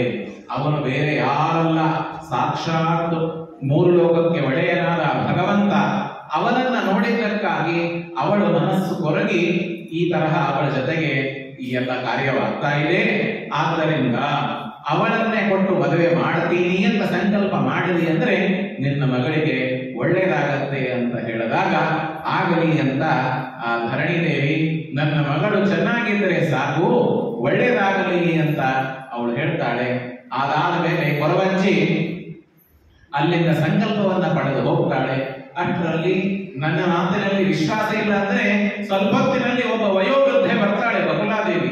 ಅವಳು ಕೂಡ ಶ್ರೀನಿವಾಸನ ಕಡೆಯಿಂದ ಬರ್ತಾಳೆ, ನೋಡು ಅಂತ ಪರಮಾತ್ಮ ತಾನು ಈ ತರಹ ಎಲ್ಲ ಹೇಳಿ ಕೊನೆಗೆ ಕೊರವಂಜಿ ಹೋದಳು. ಬಕುಲಾದೇವಿ ಬಂದಿದ್ದಾಳೆ. ಆಕಾಶರಾಜ ಕೇಳ್ತಾನೆ, ಯಾರು ನೀನು ಅಂತ. ಅವಳು ನಾನು ಈ ತರಹ ಬಂದಿದ್ದೇನೆ ಶ್ರೀನಿವಾಸನ ಕಡೆಯಿಂದ, ಕನ್ಯಾಪೇಕ್ಷೆ ಇದೆ ಅಂತ ಹೇಳಿದಾಗ ಆಗಲಿ ಅಂತ ಅವರು ಬಂದು, ಅದಾದ ಮೇಲೆ ಕನ್ಯಾಪೇಕ್ಷೆ ಇದೆ. ಅಷ್ಟರಲ್ಲಿ ಬೃಹಸ್ಪತ್ಯಾಚಾರ್ಯರು, ಶುಕಾಚಾರ್ಯರು ಅವರನ್ನು ಕರೆದು ಮದುವೆ ಮಾಡಬೇಕಾಗಿದೆ, ಅದಕ್ಕೆ ವರ ಗೋತ್ರ ವಿಚಾರ ಇದ್ದ ಎಲ್ಲ ವಿಚಾರ ಮಾಡಬೇಕು ಅಂತ ಕೇಳಿದಾಗ ಆಯಿತು ಅಂತ ತೋಂಡಮಾನ ಕಳಿಸಿ ಶುಕಾಚಾರ್ಯರನ್ನ ಕರೆಸ್ತಾರೆ. ಕರೆಸಿದ ಮೇಲೆ ಶುಕಾಚಾರ್ಯರು ಬಂದು ಆ ಬಕುಲಾದೇವಿಗೆ ಎಲ್ಲ ಕೇಳ್ತಾರೆ. ಅವಳು ನಕ್ಷತ್ರ, ಕುಲ, ಗೋತ್ರ ಎಲ್ಲ ಹೇಳ್ತಾಳೆ. ಹೇಳಿದ ಮೇಲೆ ಎಲ್ಲ ಅದನ್ನ ಸೇರಿಸಿ ನೋಡಿದಾಗ ಕುಂಡಲಿ, ಜಾತಕ ಎಲ್ಲ ಸರಿ ಬಂದಿದೆ, ಮದುವೆ ಮಾಡಬಹುದು ಅಂತ ಹೇಳಿದಾಗ ಶುಕಾಚಾರ್ಯರ ಮೂಲಕವಾಗಿ ಆಕಾಶರಾಜ ಒಂದು ಪತ್ರವನ್ನ ಬರೆದು ಶ್ರೀನಿವಾಸನಿಗೆ ಆ ಪತ್ರವನ್ನ ಕಳಿಸಿದ್ದಾನೆ. ಕಳಿಸಿ ವೈಶಾಖ ಶುಕ್ಲ ದಶಮಿ ಅಂತ ಆ ಪುಸ್ತಕದಲ್ಲಿ ಇದೆ. ಇದು ಶಾರದೀಯ ನವರಾತ್ರಿ. ಆ ದಶಮಿಯ ದಿವಸ ಶುಕ್ರವಾರ ಸಾಯಂಕಾಲ ಬಂದು ನನ್ನ ಮಗಳಾದ ಪದ್ಮಾವತಿಯನ್ನು ನೀನು ಪಾಣಿಗ್ರಹಣವನ್ನ ಮಾಡಬೇಕು, ಕೈಯನ್ನು ಹಿಡಿದು ಸ್ವೀಕಾರ ಮಾಡಬೇಕು ಅಂತ ಪರಮಾತ್ಮ ಹೇಳಿದಾಗ ಅವಶ್ಯವಾಗಿ ಆಗಲಿ ಅಂತ ಆ ಪರಮಾತ್ಮ ಶುಕ್ರಾಚಾರ್ಯರಿಂದ ಒಂದು ಪತ್ರವನ್ನು ತಾನೂ ಕೂಡ ಕಳಿಸ್ತಾನೆ. ಅಷ್ಟರಲ್ಲಿ ಬಕುಲಾದೇವಿ ಬರ್ತಾಳೆ. ಬಂದ ಮೇಲೆ ಮುಂದೆ ನನ್ನ ಮದುವೆ ಮಾಡಿಕೊಳ್ಳೋದ ಇಚ್ಛೆ ಇಲ್ಲ, ಒಳಗೆ ಯಾರೂ ಇಲ್ಲ ಅಂತ ಹೇಳಿದಾಗ ಅವಳು ನೀನು ನಟನೆ ಮಾಡಿದ್ದು ಸಾಕು ಪರಮಾತ್ಮ, ಯಶೋಧ ಆಗಿ ನನ್ನನ್ನ ಕಾಡಿದ್ದು ಸಾಕು, ಮತ್ತೆ ನನ್ನನ್ನ ಈ ಹುಟ್ಟಿದ್ದು ಸಾಕು, ಮತ್ತೆ ಮತ್ತೆ ನಾನು ಜನ್ಮವನ್ನ ತಾಳಿಯೋದಿಲ್ಲ. ಅಹೋ ಭಿಗಾತ್ಮಾನುಭವಸ್ಯ ವಿಷ್ಣೋ ಪ್ರಭಾಂನ ಜಾನೇತ್ಯ ಪುರಾಣ ಪುಂಸಃ. ಎಂಥ ಭಗವಂತ ನೀನು, ನಿನ್ನನ್ನು ದೇವರು ಅಂತ ನಾನು ತಿಳಿದಿದ್ದರೆ ಮತ್ತೆ ಈ ಭೂಮಿಗೆ ಹುಟ್ಟಿ ಬರ್ತಾ ಇದ್ದಿದ್ದಿಲ್ಲ. ನಿನ್ನನ್ನು ನನ್ನ ಮಗ ಅಂತ ತಿಳಿದು ಮೋಹದಿಂದ ಮಗನಂತೆ ವ್ಯವಹಾರ ಮಾಡಿದ್ದಕ್ಕಾಗಿ ಮತ್ತೆ ನಾನು ಹುಟ್ಟು ಬರಬೇಕಾಯಿತು. ಆದ್ದರಿಂದ ನನಗೆ ಕೃಷ್ಣಂ ಮುಕುಂದಂ ತನಯೇತಿ ಮತ್ವ ವೃಥಾ ಶರೀರಂ ಪುನರಾಗತಂ. ಕೃಷ್ಣ ನನ್ನ ಮಗ ಅಂತ ತಿಳ್ಕೊಂಡೆ, ನಾನು ದೇವರು ಅಂತ ತಿಳಿಯಲಿಲ್ಲ. ಆದ್ದರಿಂದ ನನಗೆ ಮತ್ತೆ ಈ ಶರೀರ ಬಂದಿದೆ. ಇನ್ನು ಮೇಲೆ ಮತ್ತೆ ಮೋಹ ಮಾಡಬೇಡ. ನೀನು ಒಂದು ಸುಮ್ಮನೆ ಸ್ಮರಣೆ ಮಾಡಿದರೆ ಭೂಲೋಕದಲ್ಲಿ ಎಷ್ಟು ಜನ ಬರ್ತಾರೆ ಅಂದ್ರೆ ನಿಂತ್ಕೊಳ್ಳಿಕ್ಕೆ ಜಾಗ ಇರೋದಿಲ್ಲ. ಅಷ್ಟೆಲ್ಲ ದೇವಾದಿ ದೇವತೆಗಳು ಬರ್ತಾರೆ ಭೂಲೋಕದ ಮೇಲೆ. ಆವಾಗ ಗರುಡ ಮತ್ತು ಶೇಷದೇವರು ಅವರನ್ನ ಪರಮಾತ್ಮ ಸ್ಮರಣೆ ಮಾಡಿ ಏನ್ ಮಾಡಿದ್ದಾನೆ ಅಂತಂದರೆ ಎಲ್ಲ ಹೋಗಿ ಈಗಿಂದ ಹೋಗಿ ಗರುಡ ದೇವರಿಗೆ ಹೇಳ್ತಾನೆ, ನನ್ನ ಮಗ ಬ್ರಹ್ಮದೇವರು ಅವರನ್ನ ಕರೆಯಬೇಕು ಮದುವೆಗಾಗಿ. ಭೂಲೋಕದಲ್ಲಿ ಕಲಿಯುಗದಲ್ಲಿ ಆಕಾಶರಾಜನ ಮಗಳನ್ನು ಮದುವೆ ಮಾಡ್ಕೊತಾ ಇದ್ದೇನೆ, ಬರಬೇಕು ಅಂತ ಈ ಕಡೆಗೆ ರುದ್ರದೇವರಿಗೆ ಶೇಷದೇವರು ಹೋಗಿ ಕರೀತಾರೆ. ಈ ತರಹ ಎಲ್ಲ ದೇವತೆಗಳು ಎಷ್ಟು ಜನ ಇದ್ದರೋ ಯಾರು ಪರಮಾತ್ಮನ ಮದುವೆಯಿಂದ ವಂಚನೆ ಮಾಡಿಕೊಂಡು ಇಲ್ಲೇ ಇಲ್ಲ. ಎಲ್ಲರೂ ಕೂಡ ಯಾರ್ಯಾರಿಗೆ ತಿಳಿದಿದೆ ಎಲ್ಲರೂ ಭಗವಂತನ ಕಲ್ಯಾಣವನ್ನ ನೋಡಬೇಕು ಅನ್ನೋದಕ್ಕಾಗಿ ತಾವು ಅಲ್ಲಿ ಹೋಗಿದ್ದಾರೆ. ಆ ಸತ್ಯಲೋಕದಿಂದ ಬ್ರಹ್ಮದೇವರು ಹೊರಟರೆ ಎಲ್ಲ ಲೋಕದಲ್ಲಿ ಇರುವ ಜನ ಆ ಬ್ರಹ್ಮದೇವರನ್ನ ಹಿಂಬಾಲಿಸಿ ಅವರೆಲ್ಲರೂ ಬರ್ತಾ ಇದ್ದಾರೆ. ಬ್ರಹ್ಮದೇವರು, ವಾಯುದೇವರು, ಅವರ ಹೆಂಡಂತರು ಎಲ್ಲರೂ ಬಂದರೆ ಗರುಡ, ಶೇಷ, ರುದ್ರ, ಸ್ಕಂದ, ಗಣಪತಿ, ಮಾರುತಿ, ಯಮ, ಎಲ್ಲ ವರುಣ ದೇವರು, ಎಲ್ಲ ದೇವತೆಗಳು ಕೂಡ ಪರಮಾತ್ಮನ ವಿವಾಹಕ್ಕೆ ಬರಬೇಕು ಅನ್ನೋದಕ್ಕಾಗಿ ಬಂದಿದ್ದಾರೆ. ಅಷ್ಟರಲ್ಲಿ ಎಲ್ಲರೂ ಬಂದು ನಿಂತ್ಕೊಂಡಿದ್ದಾರೆ. ಒಬ್ರು ಬರಲಿಲ್ಲ, ಲಕ್ಷ್ಮೀ ದೇವಿ. ಆ ಲಕ್ಷ್ಮೀ ದೇವಿಯನ್ನ ಕರೆಯೋದಕ್ಕಾಗಿ ಸೂರ್ಯನಿಗೆ ಕಳಿಸಿದ್ದಾರೆ. ಆ ಸೂರ್ಯನಿಗೆ ಕಳಿಸಿದಾಗ ಸೂರ್ಯ ಅಲ್ಲಿ ಹೋಗಿ ಲಕ್ಷ್ಮೀ ದೇವಿಯನ್ನ ಪರಮಾತ್ಮ ಹೇಳದಂತೆ ನಟನೆ ಮಾಡಿ ಅವಳನ್ನ ಕರೆದುಕೊಂಡು ಬಂದಿದ್ದಾನೆ. ಆ ಲಕ್ಷ್ಮೀ ದೇವಿ ಬಂದ ಮೇಲೆ ಪರಮಾತ್ಮ ವಸಿಷ್ಠರು ಪೌರೋಹಿತ್ಯದಲ್ಲಿ ಅವರು ಅಷ್ಟವರ್ಗಾದಿಗೆಲ್ಲ ಕಾರ್ಯಕ್ರಮವನ್ನ ಮಾಡಿ ಪುಣ್ಯಾಹಾದಿಗಳನ್ನ ಮಾಡಿ ಎಲ್ಲ ಪರಮಾತ್ಮನಿಗೆ ಅಭಿಷೇಕಾದಿಗಳನ್ನ ಮಾಡಿ ಸುರಗಿ ಸ್ನಾನ ಎಲ್ಲ ಮಾಡಿಸಿ ಎಲ್ಲವೂ ನಡೆದಿದೆ. ಎಲ್ಲ ಕಾರ್ಯಕ್ರಮ ಮುಗಿದ ಮೇಲೆ ಪರಮಾತ್ಮನಿಗೆ ಬ್ರಹ್ಮದೇವರಂತಾರೆ ಊಟದ ವ್ಯವಸ್ಥೆ ಇಲ್ಲ. ಪರಮಾತ್ಮ ಅಂತಾನೆ, ಇಷ್ಟು ಜನರಿಗೆ ಊಟಕ್ಕೆ ನನ್ನ ಮನೆಯಲ್ಲಿ ಪಾತ್ರೆನೇ ಇಲ್ಲ. ಒಬ್ಬರು ಇಬ್ಬರು ಏನಾದರೂ ಮಾಡಬಹುದು, ಇಡೀ ಬ್ರಹ್ಮಾಂಡವೇ ಇಲ್ಲಿ ಬಂದಿದೆ, ಬ್ರಹ್ಮಾಂಡದಂತ ಭಾಂಡ ಎಲ್ಲಿದೆ ನಮ್ಮ ಕಡೆ, ಅಂತ ಪಾತ್ರೆ ಇಲ್ಲ ಅಂತ ತಿಳ್ಕೊಂಡು ಹೇಳಿದಾಗ ಆವಾಗ ಪರಮಾತ್ಮ ಅಂತಾನೆ, ಹಣನೂ ಇಲ್ಲ ಪಾತ್ರೆನೂ ಇಲ್ಲ. ಅವಾಗ ಬ್ರಹ್ಮದೇವರು ಮಧ್ಯಸ್ಥರಾಗಿ ಕುಬೇರನಿಂದ ಪರಮಾತ್ಮನಿಗೆ ಸಾಲ ಕೊಡಿಸ್ತಾರೆ. ಸಾಲ ಕೊಟ್ಟು ಏನಂತಾರಂದ್ರೆ, ಬ್ರಹ್ಮದೇವರು, ರುದ್ರದೇವರು, ಅಶ್ವತ್ಥ ನಾರಾಯಣ ಈ ಸಾಲಕ್ಕೆ ಸಾಕ್ಷಿಯಾಗಿದ್ದಾರೆ. ಕುಬೇರನಿಗೆ ಆ ಹಣದಿಂದ ಏನು ಬೇಕು ಮದುವೆಗೆ ಎಲ್ಲ ಸಾಮಾನುಗಳನ್ನ ತೆಗೆದುಕೊಂಡು ಬರಬೇಕು ಅಂತ ಕುಬೇರನಿಗೆ ಹೇಳಿ ಕಳಿಸ್ತಾರೆ. ಅದಾದ ಮೇಲೆ ಅಡಿಗೆ ಮಾಡೋದಕ್ಕಾಗಿ ಅಗ್ನಿದೇವರಿಗೆ ಹೇಳ್ತಾರೆ. ಅಗ್ನಿದೇವರಿಗೆ ಅಂತಾರೆ ಅಡಿಗೆ ಮಾಡಬೇಕು. ವಸುಗಳಿಗೆ, ಅಷ್ಟ ವಸುಗಳಿಗೆ ಅಡಿಗೆ ಮಾಡಿದ ಪಾತ್ರೆಗಳನ್ನ ತಿಕ್ಕಬೇಕು. ನವಗ್ರಹಗಳಿಗೆ ಎಲ್ಲರಿಗೆ ಊಟದ ಎಲೆಯನ್ನ ಹಾಕಬೇಕು, ದೊಣ್ಣೆ ಕೊಡಬೇಕು. ಈ ತರಹ ಒಬ್ಬೊಬ್ಬರಿಗೆ ಒಂದೊಂದು ಕೆಲಸವನ್ನ ಪರಮಾತ್ಮ ಕೊಟ್ಟಿದ್ದಾನೆ. ಆ ಎಲ್ಲ ಕೆಲಸವನ್ನ ಕೊಟ್ಟು ಎಲ್ಲ ಆಗಿದೆ. ಆಮೇಲೆ ಅಡಿಗೆ ಮಾಡಬೇಕು, ಪಾತ್ರೆ ಇಲ್ಲ ಅಂತಂದಾಗ ಪರಮಾತ್ಮ ಕೋಪದಿಂದ ಅಗ್ನಿದೇವರಿಗೆ ಹೇಳ್ತಾನೆ, ಹೋಗು ಸ್ವಾಮಿ ಪುಷ್ಕರಣಿ ತೀರ್ಥದಲ್ಲೇನೆ ಅನ್ನ ಮಾಡು ಅಂತ ಹೇಳ್ದ. ಅನ್ನಂ ಸ್ವಾಮಿ ಸರೋ ಮಧ್ಯೆ. ಆಮೇಲೆ ಆಕಾಶಗಂಗಾದಲ್ಲಿ ಪಾಯಸ ಮಾಡು, ತುಮ್ಮೂರು ತೀರ್ಥದಲ್ಲಿ ತುಪ್ಪ ಮಾಡು. ಈ ತರಹ ಸಣ್ಣ ಸಣ್ಣ ಸಣ್ಣ ಸರೋವರಗಳು ಎಲ್ಲ ಪರ್ವತ ನೋಡ್ತಾ ಇವೆ. ಆ ಎಲ್ಲ ಬೆಟ್ಟದಲ್ಲಿ ಸಾವಿರಾರು ತೀರ್ಥಗಳಿವೆ. ಆ ತ್ರಿಕೋಟಿ ತೀರ್ಥ, 3 ಕೋಟಿ ಸರೋವರಗಳು, ತೀರ್ಥಗಳು ಆ ಪರ್ವತದಲ್ಲಿ ಇದೆ ಅಂತೆ. ಅದಕ್ಕೆ ಆ ಪರ್ವತ ಅಷ್ಟು ಪವಿತ್ರವಾಗಿದೆ. ಎಲ್ಲ ಪರ್ವತಗಳಲ್ಲಿ ನೀನು ಒಂದೊಂದು ಸರೋವರದಲ್ಲಿ ಒಂದೊಂದು ಅಡಿಗೆಯನ್ನ ಮಾಡುವಂತ ಅಗ್ನಿದೇವರಿಗೆ ಪರಮಾತ್ಮ ಹೇಳ್ತಾನೆ. ಆವಾಗ ಆಗಲಿ ಅಂತ ಹೇಳಿ ಅವರು ಎಲ್ಲ ಅಡಿಗೆಯನ್ನ ಮಾಡಿ, ಅಡಿಗೆ ಆದ ಮೇಲೆ ಪರಮಾತ್ಮನ ಆಜ್ಞೆಯಿಂದ ಬ್ರಹ್ಮದೇವರು, ಅಹೋಬಲ ನರಸಿಂಹದೇವರು ಅವರಿಗೆ ಆ ನೈವೇದ್ಯವನ್ನು ಕೂಡ ಮಾಡಿದ್ದಾರೆ. ಅಹೋಬಲ ನರಸಿಂಹದೇವರಿಗೆ ನೈವೇದ್ಯವನ್ನ ಮಾಡಿ ಕೃಷ್ಣಾರ್ಪಣಮಸ್ತು ಅಂತ ಹೇಳಿ ಊಟಕ್ಕೆ ಕೂಡಿಸಿ, ಕೊನೆಗೆ ಎಲ್ಲ ಮುಗಿದ ಮೇಲೆ ಪರಮಾತ್ಮ, ಲಕ್ಷ್ಮೀದೇವಿ, ಬ್ರಹ್ಮದೇವರು ಎಲ್ಲರೂ ಊಟ ಮಾಡಿದ್ದಾರೆ.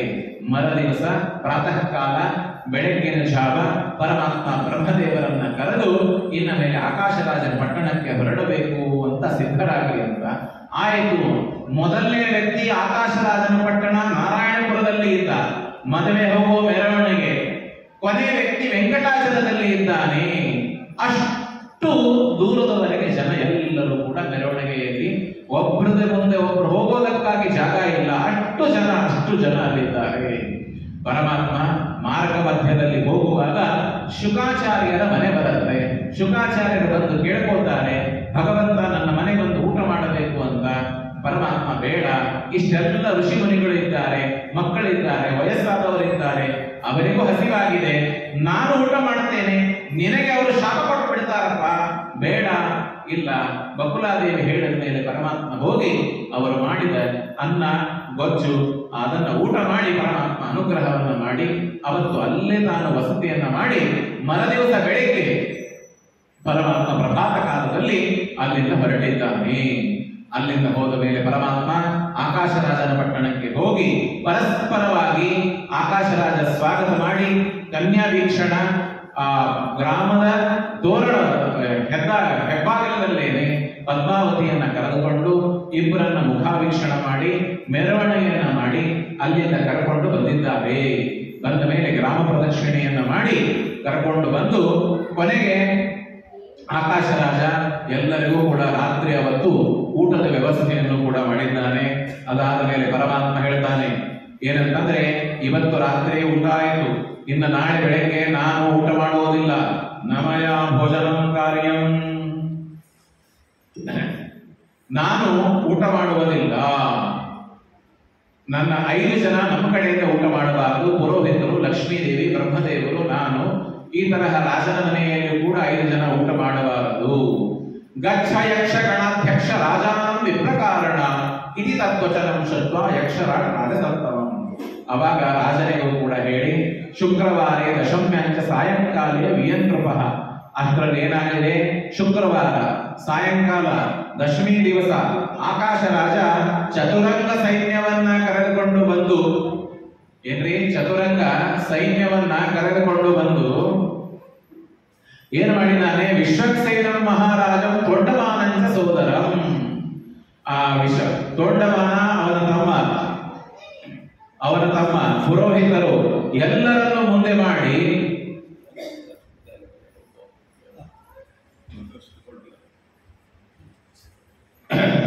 ಆವಾಗ ಐರಾವತದ ಮೇಲೆ ಕೂತ್ಕೊಂಡು ಎಲ್ಲ ಏನಾಗಿದೆ ಅಂದ್ರೆ ವೈಖಾನಶ್ಚ ದುರ್ವಾಸ ಮಾರ್ಕಂಡೇಯೋತ ಗಾಲವಃ, ಎಲ್ಲ ದೊಡ್ಡ ದೊಡ್ಡ ಋಷಿಗಳು ವಿಶ್ವಾಮಿತ್ರ, ಭರದ್ವಾಜ, ವಸಿಷ್ಠ, ಗೌತಮ, ಭೃಗು, ಅತ್ರಿ, ಪುಲಸ್ತ್ಯ, ವಾಲ್ಮೀಕಿ ಎಲ್ಲ ಋಷಿಗಳು ಕೂಡ ಆ ಮದುವೆ ಸಮಾರಂಭದಲ್ಲಿ ಬಂದಿದ್ದಾರೆ. ಕಶ್ಯಪತ್ತು ಪುರಸ್ಕೃತ್ಯ ಸಮಾಸೀನ ಸಮಾಂತರೆ, ಎಲ್ಲ ಋಷಿ ಮನೆಗಳು ಬಂದಿದ್ರು, ಎಲ್ಲರೂ ಇದ್ರು. ಆದರೆ ಬಹಳ ದೊಡ್ಡ ಮಾತಿದೆ, ದೊಡ್ಡವರೆಲ್ಲ ಎಲ್ಲಿ ಕೂತ್ಕೋಬೇಕು ತಾರತಮ್ಯದಿಂದ ಅಲ್ಲಿ ಕೂತ್ಕೊಂಡಿದ್ರು, ಸಣ್ಣವರೆಲ್ಲಿರಬೇಕು ಅಲ್ಲಿದ್ರು. ಈಗೆಲ್ಲ ತಾರತಮ್ಯದ ಸಮಾಚಾರೇ ಇಲ್ಲ. ವಯಸ್ಸಾದವರು ನೆಲದ ಮೇಲೆ ಕೂಡ್ತಾರೆ, ಹೆಂಗಿದ್ದವರು ಕುರ್ಚಿ ಮೇಲೆ ಕೂಡ್ತಾರೆ. ಅವರಿಗೆ ಅವ್ರ ಕಷ್ಟವೇ ಅರ್ಥ ಆಗೋದಿಲ್ಲ. ಇವತ್ತಿನ ಕಾಲ ಇದು. ಬಂದ ಮೇಲೂ ಎಂದು ಅವರಿಗೆ ಕೊಡಬೇಕು ಆಸನ ಅಂತನೋ ವ್ಯವಹಾರವೂ ಕೂಡ ನಮ್ಮಲ್ಲಿ ಇವತ್ತಿನ ದಿವಸ ಇಲ್ಲ. ಹೇಳ್ತಾರೆ ಎಲ್ಲರೂ ಕೂಡ ಸಮಾಸೀನ ಸಮಾಂತರೆ, ಅಂತರವನ್ನ ಇಟ್ಕೊಂಡು ಅವರೆಲ್ಲರ ಮಧ್ಯದಲ್ಲಿ ಒಂದು ರತ್ನ ಕಂಬಳಿಯ ಮೇಲೆ ಪರಮಾತ್ಮ ಅಲ್ಲಿ ಕೂತಿದ್ದಾನೆ.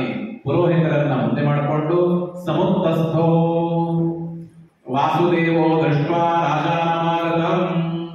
ಅವಾಗ ಏನಾಗಿದೆ ಅಂತಂದ್ರೆ, ಭಗವಾನ್ ಶ್ರೀನಿವಾಸೋವಾಚ ಭವಾನ್ ಸೆಟ್ಟತಮೋತ್ಯಂತಂ ವೃದ್ಧೋಸಿ ನಮಸತ್ತಮ. ಆಕಾಶರಾಜ ಅಷ್ಟರಲ್ಲಿ ಇವನಿಗೆ ಆಕಾಶರಾಜನಿಗೆ ಪರಮಾತ್ಮ ಹೇಳ್ತಾನೆ, ರಾಜೋವಾಚ ಯಾಕೆ ಬರೋದಕ್ಕೆ ಮದುವೆ ಮಂಟಪಕ್ಕೆ ನೀವು ವಿಳಂಬ ಮಾಡ್ತಾ ಇದ್ದೀರಿ? ವಿಳಂಬ ಕ್ರಿಯತೆ ಕಸ್ಮಾತ್ ಪೂಜಾಂ ಗುರುರಮಾಪತೆ, ಯಾಕೆ ತಡ ಮಾಡ್ತಾ ಇದ್ದೀರಿ? ಸ ರಾಜವಚನಂ ಶ್ರುತ್ವ ಧರಣಿ ವಾಕ್ಯವಬ್ರವೀ. ರಾಜನ ಮಾತನ್ನ ಕೇಳಿ ಧರಣಿ ದೇವಿಗೂ ಕೂಡ ವಸಿಷ್ಠರು ಹೇಳ್ತಾರೆ, ಅರುಂಧತಿಯನ್ನ ಮುಂದೆ ಮಾಡಿಕೊಂಡು ಪರಮಾತ್ಮನನ್ನ ಒಂದು ಆನೆಯ ಮೇಲೆ ಕೂಡಿಸ್ಕೊಂಡು ಗಜಮಾರೋಪಯತ್ ರಾಜ ಜಾಮಾತರ ಮನಾಮಯಂ ಸಹಿತೋ ವಸುದೇವಸ್ತು ಬ್ರಹ್ಮಣ ಶಂಭುನ ತಥಾ. ಏನಾಗಿದೆ ಅಂತಂದ್ರೆ ಬ್ರಹ್ಮಣ ಶಂಭುನ ತಥಾ. ಅವಾಗ ಸಹಿತೋ ವಾಸುದೇವಸ್ತು, ಪರಮಾತ್ಮ ಬ್ರಹ್ಮದೇವರ ಜೊತೆಗೆ ತಾನು ಕೂಡ ಅಲ್ಲಿ ಲಕ್ಷ್ಮೀದೇವಿ ಎಲ್ಲರೂ ಬರ್ತಾ ಇದ್ದಾರೆ. ಗಜಮಾರೋಪಯನ್ ರಾಜ ಜಾಮಾತರಮನಾಮಯಂ ಸಹಿತೋ ವಾಸುದೇವಸ್ತು ಬ್ರಹ್ಮಣ ಶಂಭುನ ಶುಭ. ಕುಬೇರ ಎಲ್ಲರನ್ನು ಮುಂದೆ ಮಾಡಿಕೊಂಡು ಜಾಮಾತ ಸಹಿತೋ ರಾಜ ದ್ವಾರತೋರಣ ಸನ್ನಿಧೌ ತತ್ರಾಂತರೇ ಶ್ರೀನಿವಾಸಂ ನೀರಾಜಯತು ಆಗತ. ಆ ಪರಮಾತ್ಮನನ್ನ ಮಂಗಲಾರತಿಯನ್ನ ಮಾಡಬೇಕು ಅಂತ ತಿಳ್ಕೊಂಡು ಹೇಳಿ ಎಲ್ಲ ಸುವಾಸಿನಿ ಸ್ತ್ರೀಯರು ಕೂಡ ಅಲ್ಲಿ ಬಂದಿದ್ದಾರೆ.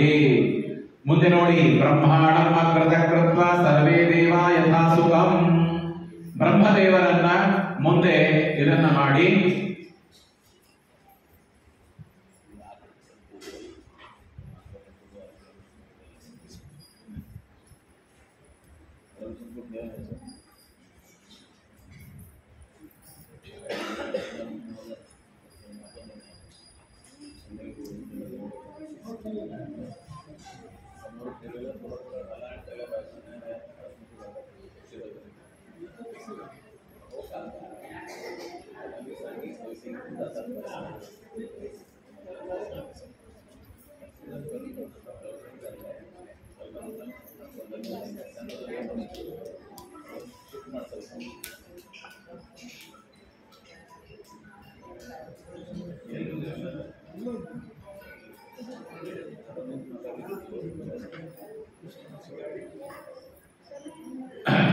ಆವಾಗ ಏನಾಗಿದೆ ಅಂತಂದರೆ,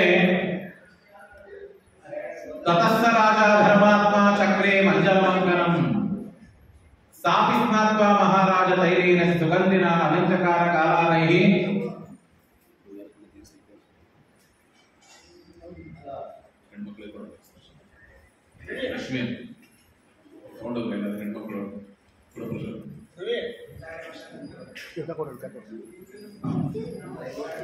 ಆವಾಗ ಏನಾಗಿದೆ ಅಂದ್ರೆ, ಸಮಾನೀಯ ಬ್ರಾಹ್ಮಣ ಇಚ್ಛ ಹರಿಪಾದಾವನೇಜನಂ ಸಂಕಲ್ಪ ವಿಧಿವಚ್ಚಕ್ರೇ. ಅವಾಗ ಸಂಕಲ್ಪವನ್ನ ಮಾಡಿ ವಿಧಿವಿಧಾನದಿಂದ ಪುರೋಹಿತರನ್ನ ಕರೆಸಿ ಪುರೋಹಿತೋಕ್ತ ಮಂತ್ರೇಣ ತಸ್ಯ ಪಾದಾವನೇಜನಂ. ಆ ಭಗವಂತನನ್ನ ಒಂದು ಸಿಂಹಾಸನದ ಮೇಲೆ ಬಂಗಾರದ ರತ್ನಪೀಠದ ಮೇಲೆ ಕೂಡಿಸಿ ಆಕಾಶ ಮಹಾರಾಜ ಆ ಪರಮಾತ್ಮನ ಪಾದಗಳನ್ನ ತೊಳಿತಾ ಇದ್ದಾನೆ. ಪರಮಾತ್ಮನ ಪಾದವನ್ನ ತೊಳೆಯುವಾಗ ಪುರುಷ ಸೂಕ್ತವನ್ನ ಹೇಳ್ತಾ ಇದ್ದಾರೆ. ಸಹಸ್ರ ಶೀರ್ಷ ಪುರುಷ ಸಹಸ್ರಾಕ್ಷ ಸಹಸ್ರ.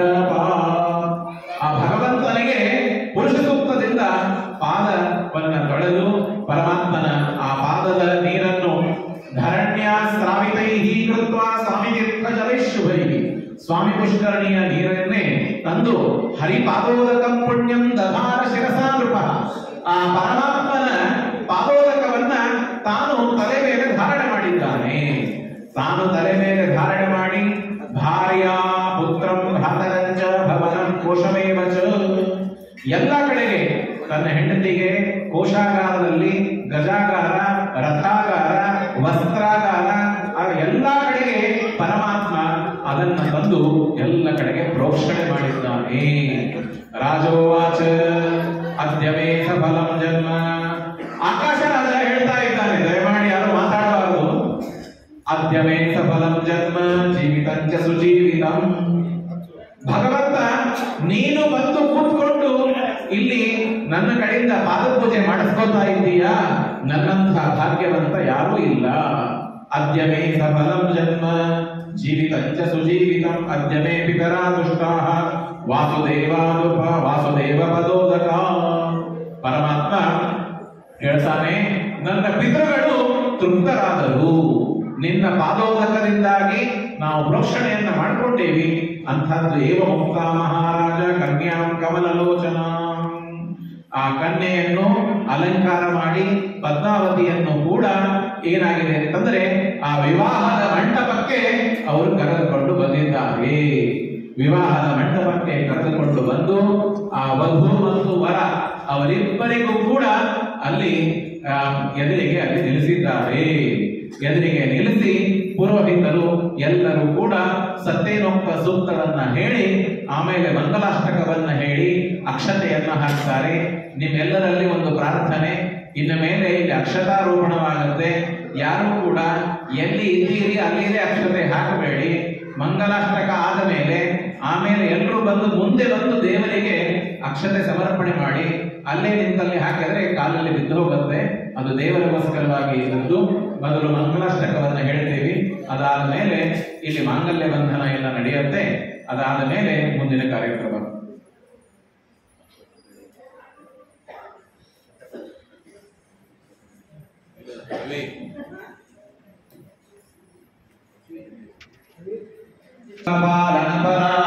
ಕುರ್ಯಾದ್ವಯೋರ್ಮಂಗಲಂ ಸುಮುಹೂರ್ತೆ ಸಾವಧಾನ ಸುಲಗ್ನ ಸಾವಧಾನ ಶ್ರೀಲಕ್ಷ್ಮೀನಾರಾಯಣ ಧ್ಯಾನ ಸಾವಧಾನ ಬ್ರಹ್ಮವಾಯು ಸತ್ಯೋ ನಿರುತಿರಮರುದ್ಗಣಯುತ ಪರ್ಜನ್ಯ ಮಿತ್ರಾದಯಃ ಸಸ್ತ್ರೀಕಾ ಸುರಪುಂಗವ ಪ್ರತಿದಿನಂ ಕುರ್ಯಾದ್ವಯೋರ್ಮಂಗಲಂ ಸುಮುಹೂರ್ತೆ ಸಾವಧಾನ ಸುಲಗ್ನ ಸಾವಧಾನ ಶ್ರೀಲಕ್ಷ್ಮೀನಾರಾಯಣ ಧ್ಯಾನ ಸಾವಧಾನ ಬ್ರಹ್ಮವಾಯುಗಿರೀಶ ಶೇಷ ಗರುಡಮಂಗಲಂ ಸುಮುಹೂರ್ತೆ ಸಾವಧಾನ ಸುಲಗ್ನ ಸಾವಧಾನ ಶ್ರೀಲಕ್ಷ್ಮೀನಾರಾಯಣ ಧ್ಯಾನ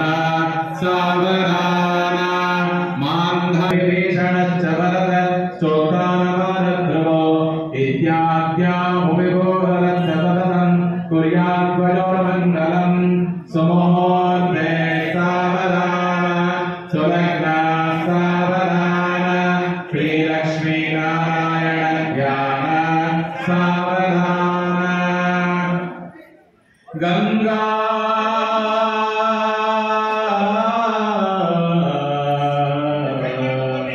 ಸಿಂಹ ಸುಲಗ್ನ ಸಾವಧಾನ ಶ್ರೀಲಕ್ಷ್ಮೀನಾರಾಯಣ ಧ್ಯಾನ ಸಾವಧಾನ ವೇದಾಶ್ಚೋಪನಿಷದ್ಗಣಶ್ಚ ವಿವಿಧ ಸಾಂಗ ಪುರಾಣಾನ್ವಿತ ವೇದಾಂತ ಅಭಿನಂದತಿ ನಾಟಕಯುತ ಶಬ್ದಾಶ್ಚ ನಾನಾವಿಧ ಶ್ರೀ ವಿಷ್ಣೋರ್ಗುಣನಾಶಕೀರ್ತನಕರ ಕುರ್ಯಾದ್ವಯೋರ್ಮಂಗಲಂ ಸುಮುಹೂರ್ತೆ ಸಾವಧಾನ ಸುಲಗ್ನ ಸಾವಧಾನ ಶ್ರೀಲಕ್ಷ್ಮೀನಾರಾಯಣ ಧ್ಯಾನ ಆದಿತ್ಯಾಭಿನವಗ್ರಹ ಶುಭಕರ ಮೇಷಾದಯೋರಾಶಯೋ ನಕ್ಷತ್ರಾಣಿ ತಜಾತಸ್ತರಿತಯಸ್ತದ್ದೇವದ ತದ್ಗಣಾಃ ಮಾಸಾಬ್ದಾರತಮಸ್ತಥೈವ ದಿವಸ ಸಂಧ್ಯಾಸ್ತಧಾರಾತ್ರಯಃ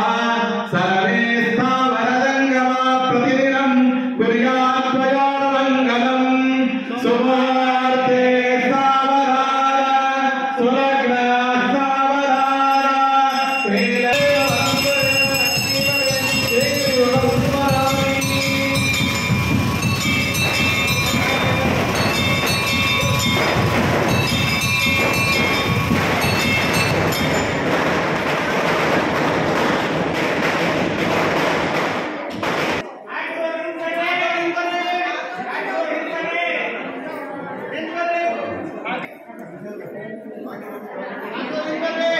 ಹಾಕಿದವರಿಂದ ಸರಿ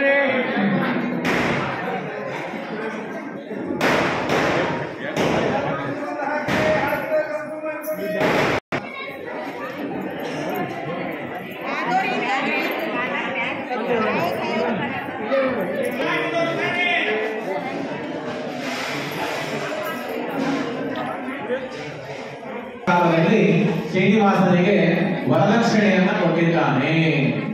ಆ ವರದಕ್ಷಿಣೆಯನ್ನ ಕೊಡುವಾಗ ತಮದೃಷ್ಟ ಧನರಾಶಿಂದು ಭಗವಾನ್ ಭೂಮಿಪಂ ಪರಮಾತ್ಮ ಆ ಧನರಾಶಿಯನ್ನ ಕೊಟ್ಟಿದ್ದನ್ನ ನೋಡಿ ಶ್ರೀನಿವಾಸ ಹೇಳ್ತಾನೆ, ಕೊಡೋದೆಲ್ಲ ಕೊಟ್ಟಾಗಿದೆ, ಮತ್ತೇನು ಕನ್ಯಾ ಕೊಟ್ಟಿದ್ದೀಯಲ್ಲ, ಕನ್ಯಾದತ್ತ ಸುಖಂ ಪ್ರಾಪ್ತಂ, ಕನ್ಯಾದಾನ ಮಾಡೋದೇನೇ ದೊಡ್ಡ ದಾನ. ಆ ದಾನ ಮಾಡಿದ ಮೇಲೆ ಮತ್ತೇನು ಮಾಡಬೇಕಾಗಿದೆ, ಎಲ್ಲ ಆಯಿತು ಅಂತ ತಿಳ್ಕೊಂಡು ಹೇಳಿದಾಗ ದಾತವ್ಯಂ ಕಿಂ ತ್ವಯಾ ರಾಜನ್ ಪುತ್ರಸ್ಯ ತವ ಭೂಪತೆ, ಏನೇನೆಲ್ಲ ಕೊಡಬೇಕಾಗಿತ್ತು ಆಕಾಶರಾಜನಿಗೆ. ಆ ಕಿರೀಟಂ ಶತಭಾರಂತು, 100 ಭಾರದ ಕಿರೀಟವನ್ನು ಕೊಟ್ಟಿದ್ದಾನೆ. ಪದಕಾನಿ ದದೋ ಸಪ್ತಾನ್ ಅರ್ಘಾಣ್ಯದ ನೃಪೋತ್ತಮ, ಪರಮಾತ್ಮನಿಗೆ ಬೇರೆ ಬೇರೆ ವಿಧವಾದ ಇದನ್ನೆಲ್ಲ ಭೂಷಣಗಳನ್ನು ಅಂಗುಲ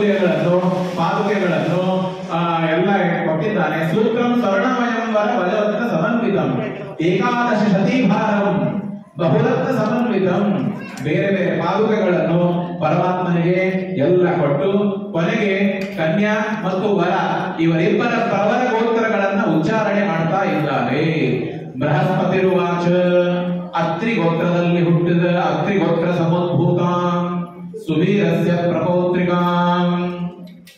ಅತ್ರಿ ಗೋತ್ರದಲ್ಲಿ ಹುಟ್ಟಿದ ಸುವೀರರಾಜನ ಮಗಳಾದ ಸುವೀರಸ್ಯ ಪ್ರಪೌತ್ರಿಕಾಂ ಸುಧರ್ಮನ ಮಗಳಾದ ಮೊಮ್ಮಗಳಾದ ಆಕಾಶರಾಜನ ಮಗಳಾದ ಪದ್ಮಾವತಿಯನ್ನು ತಾಮಂಗಿ ಗುರು ಗೋವಿಂದ ಕನ್ಯಾಂ ಕಮಲಲೋಚನಾಂ ಈ ತರಹ ಕನ್ಯಾದಾನವನ್ನ ಮಾಡಿ ಅಲ್ಲಿ ನೀರನ್ನು ಬಿಟ್ಟಿದ್ದಾರೆ. ವಸಿಷ್ಠ ಋಷಿಗಳು ಹೇಳ್ತಾರೆ, ಯಯಾತಿಯ ಮರಿಮೊಮ್ಮಗನಾದ ಶೂರಸೇನನ ಮೊಮ್ಮಗನಾದ ವಸುದೇವನ ಮಗನಾದ ವೆಂಕಟೇಶ ವಸಿಷ್ಠ ಗೋತ್ರದಲ್ಲಿ ಹುಟ್ಟಿದ್ದಾನೆ. ಜಾತಸ್ಯ ಅತ್ರಿಕುಲೋತ್ಪನ್ನಾಂ ಕನ್ಯಾಂ ಕನಕಭೂಷಿತಾಂ. ಅತ್ರಿಕುಲದಲ್ಲಿ ಹುಟ್ಟಿದ ಪದ್ಮಾವತಿಯನ್ನು ನಾವು ಅವನಗೋಸ್ಕರವಾಗಿ ಗ್ರಹಣ ಮಾಡ್ತೇವೆ, ಸ್ವೀಕಾರ ಮಾಡ್ತೇವೆ ಅಂತ ಆಕಾಶರಾಜ ಸಂಕಲ್ಪ ಬಿಟ್ಟಿದ್ದಾನೆ. ಇವರು ಸಂಕಲ್ಪವನ್ನ ಸ್ವೀಕಾರ ಮಾಡಿ ಆಕಾಶರಾಜ ಹೇಳ್ತಾನೆ, ಇಮಾಂ ಕನ್ಯಾಂ ಪ್ರದಾಸ್ಯಾಮಿ ಗ್ರಹಣ ಪುರುಷೋತ್ತಮ. ಈ ನನ್ನ ಮಗಳನ್ನು ನಿನಗೆ ಕೊಟ್ಟು ಮದುವೆಯನ್ನ ಮಾಡ್ತಾ ಇದ್ದೀನಿ, ಅವಳನ್ನ ನೀವು ಸ್ವೀಕಾರ ಮಾಡಿ. ಇಮಾಂ ಕನ್ಯಾಂ ಪ್ರದಾಸ್ಯಾಮಿ ಸ್ವೀಕಾರ ಮಾಡಿ ಅಂತ. ಅವಾಗ ಗ್ರಹಣ ಪುರುಷೋತ್ತಮ ಇತ್ಯುಕ್ತ ಭಕ್ಷಿತರಾಜ ಆಕಾಶರಾಜ ತಾನು ನೀರನ್ನು ಹಾಕಿದ್ದಾನೆ. ಅದಾದ ಮೇಲೆ ಪರಮಾತ್ಮನ ಕೈಯಲ್ಲಿ ಲಕ್ಷ್ಮಿಯ ಕೈಯಲ್ಲಿ ಕಂಕಣ ಬಂಧನವೂ ಆಗಿದೆ. ಆ ಕಂಕಣ ಬಂಧನವಾದ ಮೇಲೆ ಗೃಹ್ಣಾಮಿ ತೇ ಸೌಭಗತ್ವಾಯ ಹಸ್ತಂ ಮಯಾ ಪತ್ಯಾ ಜರದಃ ಭಗೋರ್ಯಮ ಸವಿತಾ ಪುರಂಧ್ರಿಮಹ್ಯಂತ್ವ ದುರ್ಧಾರಃ ಪತ್ಯಾಯ ದೇವಾ. ಈ ಮಂತ್ರವನ್ನ ಹೇಳಿ ಕಂಕಣ ಬಂಧನವನ್ನು ಕೂಡ ಮಾಡಿದ್ದಾರೆ. ಅದಾದ ಮೇಲೆ ಮಾಂಗಲ್ಯ ಬಂಧನವನ್ನ ಮಾಡ್ತಾ ಇದ್ದಾರೆ. ಎಲ್ಲರೂ ಕೂಡ ಲಕ್ಷ್ಮೀ ಶೋಭಾನವನ್ನ ಹೇಳಿ 2 ನಿಮಿಷ ನಾನು ಮಾಂಗಲ್ಯ ಬಂಧನವನ್ನ ಆ ಪರಮಾತ್ಮನ ಕೈಯಿಂದ ಶ್ರೀಭೂ ಸಮೇತ ಶ್ರೀನಿವಾಸನಿಗೆ ಅಲ್ಲಿ ಮಾಂಗಲ್ಯ ಬಂಧನ ಆಭರಣಗಳನ್ನ ಹಾಕ್ತೇನೆ. ಶೋಭಾನ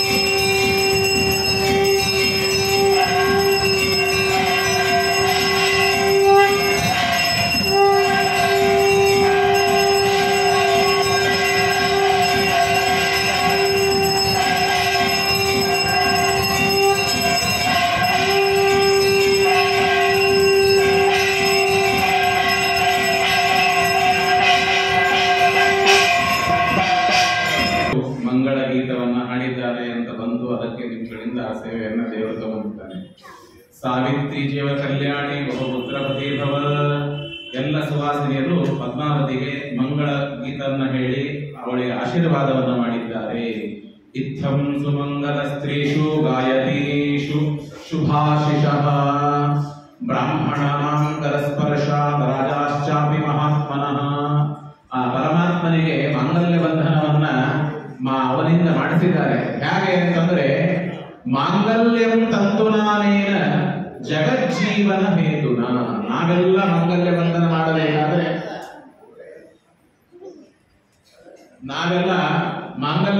ಮಾಡಬೇಕಾದ್ರೆ ಮಮ ಜೀವನ ಹೇತುನ ಅಂತ, ನನ್ನ ಜೀವನಕ್ಕೆ ನೀನು ಸುಖವಾಗಿ ನನಗೆಲ್ಲ ನಡೆಯಬೇಕು ಜೀವನ ಅನ್ನೋದಕ್ಕಾಗಿ ನಾನು ಮಾಂಗಲ್ಯ ಬಂಧನ ಮಾಡ್ತೇನೆ ಅಂತ ಹೇಳ್ತೇನೆ. ಪರಮಾತ್ಮ ಮಾಂಗಲ್ಯ ಬಂಧನ ಮಾಡಬೇಕಾದ್ರೆ ಜಗಜ್ಜೀವನ ಹೇತುನ. ಯಾಕೆ? ಅವನ ಮನೆ ಇಡೀ ಜಗತ್ತು ಅವನ ಕುಟುಂಬ, ಅದನ್ನ ರಕ್ಷಣೆ ಮಾಡುವುದಕ್ಕಾಗಿ ನೀನು ನನ್ನ ಜೊತೆಗೆ ಕಂಠೆ ಬದ್ಧಾಮಿ ಸುಭಗೆ ಚಿರಂಜೀವ ಮಯಾಸಹ ಅಂತ ಈ ಮಂತ್ರದಿಂದ ಮಾಂಗಲ್ಯ ಬಂಧನವು ದೇವರಿಗೆ ಆಗಿದೆ.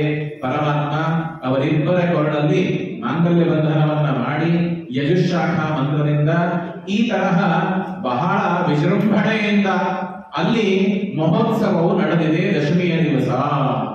ಏವಂ ಮಹೋತ್ಸವಸ್ತತ್ರ ಸಮಭೂತ್ ದಶಮೀ ದಿನೇ ವಧೂವರೋ ಪ್ರತಿಷ್ಠಾಪ್ಯ ಭೋಜಯಾಮಾಸ ವೈತತಃ. ಎಷ್ಟೋ ವಿಧವಾದ ಅಡಿಗೆಯನ್ನ ಆಕಾಶರಾಜ ಮಾಡಿಸಿದ್ದಾರೆ. ಆ ಇಬ್ಬರಿಗೂ ಕೂಡ ಕೂಡಿಸಿ ಅನ್ನಂ ಬಹುವಿಧಂ ಸೂಪರ್ ಭಕ್ಷ ಸಮನ್ವಿತಂ ಪರಮಾನ್ನಂ ಸಕೃತಂ ಸಕ್ಷೀರಂ ಶರ್ಕರಾಯುತಂ ಪುರೋಹಿತರ ಜೊತೆಗೆ ಪರಮಾತ್ಮ ಕೂತ್ಕೊಂಡು ತಾನು ಲಕ್ಷ್ಮೀ ದೇವಿ ಜೊತೆಗೆ ಅಲ್ಲಿ ಎಲ್ಲರೂ ಕೂಡ ಕೂತ್ಕೊಂಡು ಊಟ ಮಾಡಿದ್ದಾರೆ. ಅದಾದ ಮೇಲೆ ಮರದಿವಸ ಬೆಳಗ್ಗೆ ತತಃ ಪ್ರಭಾತೆ ರಾಜೇಂದ್ರ ಸುವಾಸಿನ್ಯ ಸುರೇಶಿತು ಮಜ್ಜನಂ ಕಾರಯಾಮಾಸುಹು. ಮತ್ತೆ ಮರದಿವಸ ಬೆಳಗ್ಗೆ ಆವತ್ತಿನ ದಿವಸ ಕಳೆದು ಹೋಗಿದೆ, ಅವರಿಗೆ ಸ್ನಾನಕ್ಕೆ ಹಾಕಿ ಎಲ್ಲವೂ ಕೂಡ ನಡೆದಿದೆ. ಇಲ್ಲಿ ಹೇಳ್ತಾರೆ, ಆ ಮದುವೆಯಲ್ಲಿ ಅಡಿಗೆ ಮಾಡಿ ಊಟ ಮಾಡಿದ ಎಲೆಗಳನ್ನ ಚೆಲ್ಲಿದರೆ 6 ತಿಂಗಳುಗಳವರೆಗೆ ಎಲ್ಲ ಪ್ರಾಣಿಗಳು ಊಟ ಮಾಡ್ತಾ ಇದ್ದು ಅಂತೆ. ಅಷ್ಟು ಜನ ಆ ಎಲೆಗಳನ್ನ ಅಲ್ಲಿ ಹಾಕಿದರು. ಸಾರಮೇಯ ಗಣೈಕೀರ್ಣಂ ರಾಕ್ಷಸಾನಾಂ ಗಣೈಸ್ಥಿತ ಏವಂ ಕೋಲಾಹಲಂ ಚಕ್ರೆ ದಿವಸಂ ಚತುರಸ್ತಥ. ಎಷ್ಟೋ ದಿವಸಗಳವರೆಗೆ ಅಲ್ಲಿ ಎಲ್ಲರೂ ನಗುವುದು, ಚೇಷ್ಟೆ ಮಾಡುವುದು, ಉತ್ಸವ, ಈ ಎಲ್ಲ ಕಾರ್ಯಕ್ರಮಗಳಲ್ಲಿ ಇತ್ತು. ದಿವಸೇ ಪಂಚಮೇ ಪ್ರಾಪ್ತೆ ಕೃತ್ವ ನಾಗಬಲಿಂ ತಥಾ 5ನೇ ದಿವಸ ಮತ್ತೆ ನಾಗಬಲಿ ಅನ್ನುವ ವಿಧಾನವನ್ನ ಮಾಡಿ ವಧೂವರರಿಗೆ ಕೂಡಿಸಿ ರತ್ನ ಸಿಂಹಾಸನದ ಮೇಲೆ ಪೂಜೆಯಾಮಾಸ ಗೋವಿಂದ ಜಾಮಾತರ ಮನಾಮಯಂ. ಆ ಪರಮಾತ್ಮನಿಗೆ ಪೂಜೆಯನ್ನ ಮಾಡಿ ಆಕಾಶರಾಜ ಹಾಲು ತೆಗೆದುಕೊಂಡು ನಾಭಿ ಬಳೆಗೆ ಹಚ್ಚಿ ಮಾತರಂ ವಾಸುದೇವಸ್ಯ ನಾಮ್ನಾಂ ಬಕುಲಮಾಲಿಕಾ, ಅವಳಿಗೆ ಹೆಣ್ಣು ಒಪ್ಪಿಸುವ ಕಾರ್ಯಕ್ರಮ. ಮದುವೆಯಲ್ಲಿ ಬಹಳ ಕಠಿಣವಾದ ಕಾರ್ಯಕ್ರಮ ಇದು. ಎಷ್ಟು ಬೇಕಾದಂತಹ ಕಠೋರ ಮನಸ್ಸಿದ್ದ ವ್ಯಕ್ತಿಗೂ ಕೂಡ ಈ ಹೊತ್ತಿಗೂ ಮನಸ್ಸು ಕರಗಲಿಲ್ಲ ಅಂದ್ರೆ ಅವನು ಮನುಷ್ಯ ಅಲ್ಲ ಅಂತ ಅರ್ಥ. ಅಂಥ ಕಠೋರವಾದ ಪ್ರಸಂಗ ಇದು. ಹೆಣ್ಣು ಒಪ್ಪಿಸುವ ಕಾರ್ಯಕ್ರಮ. ಪೂಜಯಿತ್ವ ವಿಧಾನೇನ, ಅವಾಗ ನಾಭಿ ಕ್ಷೀರೇಣ ಸಂಪೃಜ್ಯ, ಪದ್ಮಾವತಿಯ ನಾಭಿಗೆ ಹಾಲು ಹಚ್ಚಿ ಅರ್ಪಯಾಮಾಸ ದುಃಖೇನ, ಬಹಳ ಕಂಠು ಬಿಗದ ಬಂದಿದೆ ಅವನಿಗೆ ಮಗಳನ್ನ ಕನ್ಯಾದಾನ ಮಾಡುವಾಗ. ಅವಾಗ ನೋಡಿ ರುದನ್ ಗಗ್ಗದ ಕಂಠವ ಅಳ್ತಾ ಇದ್ದಾನೆ, ಬಿಕ್ಕಿ ಬಿಕ್ಕಿ ಅಳ್ತಾ ಇದ್ದಾನೆ. ಶ್ರೀನಿವಾಸಸ್ಯ ಕೃಷ್ಣಸ್ಯ ಶೇಷಾಚಲ ನಿವಾಸಿನಃ. ಆ ಪರಮಾತ್ಮನಿಗೆ ಹೇಳ್ತಾರೆ ಏನಂತಂದ್ರೆ, ಕ್ಷೀರಂ ಸಂಯೋಜ್ಯ ಕೃಷ್ಣಸ್ಯ ನಾಭಿಮೂಲೇತಿ ದುಃಖಿತ. ಅವಾಗ ಈ ಕನ್ಯಾದಾನವನ್ನ ಮಾಡುವಾಗ ಧರಣಿ ದೇವಿ ಹೇಳ್ತಾ ಇದ್ದಾಳೆ, ಪಾಲಿತಾಂ ಲಾಲಿತಾಂ ಪುತ್ರಿಂ ನವಮಾಸಧೃತಾಂ ಭವೋ. ನನ್ನ ಮಗಳನ್ನು ನಾನು 9 ತಿಂಗಳವರೆಗೆ ಇವಳನ್ನ ಪತ್ತು ಸಾಕಿದ್ದೇನೆ. ಇದಾನೀಂ ತ್ವದಧೀನಾಂ ಜಗನ್ನಾಥ ಕರಿಷ್ಯೆ ಮಮ ನಂದಿನಿ. ನನ್ನ ಈ ಮಗುವನ್ನು ನಿನ್ನ ಆಕಳಂತೆ ಇದ್ದಾಳೆ, ಅವಳಿಗೆ ನಿನಗೆ ಅರ್ಪಣೆ ಮಾಡ್ತಾ ಇದ್ದೇನೆ, ನೀನು ಅವಳನ್ನ ಸರಿಯಾಗಿ ನೋಡ್ಕೋಬೇಕು ಅಂತ ತಿಳ್ಕೊಂಡು ಹೇಳಿ ಸತಸ್ಯಾರೋದನಂ ದೃಷ್ಟ ರಾಜ ದುಃಖ ಪರಾಯಣ. ಆ ಧರಣಿ ದೇವಿ ಆಡೋದನ್ನ ಕೇಳಿ ರಾಜನೂ ಕೂಡ ಆಡ್ತಾ ಇದ್ದಾನೆ. ಆವಾಗ ರಾಜ ಹೇಳ್ತಾನೆ, ಏನಮ್ಮ ನೀನು ಬಂದ ಮೇಲೆ ನನ್ನ ಜೀವನದಲ್ಲಿ ಎಲ್ಲ ವಿಧವಾದ ಸುಖ ಬಂತು. ಲಕ್ಷ್ಮಿ ಬಂದ ಮೇಲೆ ಯಾರಿಗೆ ದುಃಖ ಇರುತ್ತೆ ಹೇಳಿ? ಸಾಕ್ಷಾತ್ ಜಗನ್ಮಾತೆ ಲಕ್ಷ್ಮಿ ಬಂದಿದ್ದಾಳೆ. ಬಂದ ಮೇಲೆ ಅವನಿಗೆ ಎಲ್ಲವೂ ಮಂಗಳವಾಗಿದೆ. ಅವನು ಹೇಳ್ತಾನೆ, ಇವತ್ತು ನಮಗೆ ನೀನು ಬಿಟ್ಟು ಹೋಗ್ತಾ ಇದ್ದಿ. ಯಾವ ತರಹ ಒಬ್ಬ ವ್ಯಾಪಾರ ಮಾಡುವ ವ್ಯಕ್ತಿ ತಾನು ಬಿಟ್ಟು ಹೋಗಿಬಿಡ್ತಾನೆ ಎಲ್ಲ ಮಕ್ಕಳಿಗೆ, ಹೆಂಡತಿಗೆ, ಹಾಗೆ ನೀವು ಹೋಗ್ತಾ ಇದ್ದಿ. ನಾವೇನು ಮಾಡಬೇಕು? ನೀನು ಆಟ ಆಡುವ ಮನೆ, ಊಟ ಮಾಡುವ ಮನೆ ಎಲ್ಲ ನೋಡಿ ನಮಗೆ ಬಹಳ ಮೇಲೆ ದುಃಖವಾಗತ್ತೆ ಅಂತ ತಿಳ್ಕೊಂಡು ಅವಾಗ ಅವರ ಚಿಕ್ಕಪ್ಪ ತೋಂಡಮಾನ ಅವನು ಹೇಳ್ತಾನೆ, ಇನ್ನ ಮೇಲೆ ನಾವು ಎಲ್ಲವೂ ಇದ್ದು ದರಿದ್ರಂತೆ. ಯಾಕೆ? ಮನೆ ಮಗಳು ಲಕ್ಷ್ಮಿ ಇದ್ದಂತೆ. ಆ ಮನೆ ಮಗಳೇ ಹೊರಟು ಹೋದ ಮೇಲೆ ಇನ್ನು ಮೇಲೆ ನಾವು ಇದ್ದಾದ್ರೂ ಏನು ಮಾಡಬೇಕು? ಆದ್ದರಿಂದ ಅವನು ತನ್ನ ದುಃಖವನ್ನ ಹೇಳ್ತಾನೆ. ವಸುದಾನ ಪದ್ಮಾವತಿಯ ತಮ್ಮ ಅವನಂತಾನೆ, ಅಕ್ಕ ನೀನು ಹೋಗ್ಬಿಡ್ತಿ, ನನ್ನ ಜೊತೆಗೆ ಆಟ ಆಡೋರು ಯಾರು ಇವತ್ತು ಅಂತ. ಎಲ್ರಿಗೂ ಒಂದೊಂದು ತರಹದ ದುಃಖ. ಒಬ್ಬ ಕವಿ ಹೇಳ್ತಾನೆ, ಒಂದು ಊರಲ್ಲಿ ಮದುವೆ ಆದರೆ ಯಾರ್ಯಾರು ಏನೇನು ಅಪೇಕ್ಷೆ ಪಡ್ತಾರೆ ಅಂತ. ಒಂದು ಊರಲ್ಲಿ ಮದುವೆ ಆದರೆ ಯಾರ್ಯಾರು ಏನೇನು ಅಪೇಕ್ಷೆ ಪಡ್ತಾರೆ? ಕನ್ಯಾ ವರಯತೆ ರೂಪಂ, ಕನ್ಯಾ ನನ್ನ ಮದುವೆ ಆಗುವ ಗಂಡ ನೋಡ್ಲಿಕ್ಕೆ ತುಂಬಾ ಚೆನ್ನಾಗಿರಬೇಕು ಅಂತ ಹೇಳ್ತಾರೆ. ಕನ್ಯಾ ವರಯತೆ ರೂಪ. ತಾಯಿ ಹೇಳ್ತಾಳೆ ನನಗೆ ಬರುವ ಅಳಿಯ ಒಳ್ಳೆ ಶ್ರೀಮಂತ ಇರಬೇಕು, ಹಣವಂತ ಇರಬೇಕು ಅಂತ ತಾಯಿ ಅಪೇಕ್ಷೆ ಪಡ್ತಾಳೆ. ಮಾತಾ ವಿತ್ತಂ, ತಂದೆ ನನಗೆ ಆಗುವ ಅಳಿಯ ಅಂತ ಯಾರಿದ್ದಾನೆ ಒಳ್ಳೆ ಹೆಸರು ಇರಬೇಕು, ಹೆಸರುವಾಸಿಯಾಗಿರಬೇಕು ಅವನು ಅಂತ, ಕೀರ್ತಿ ಇರಬೇಕು.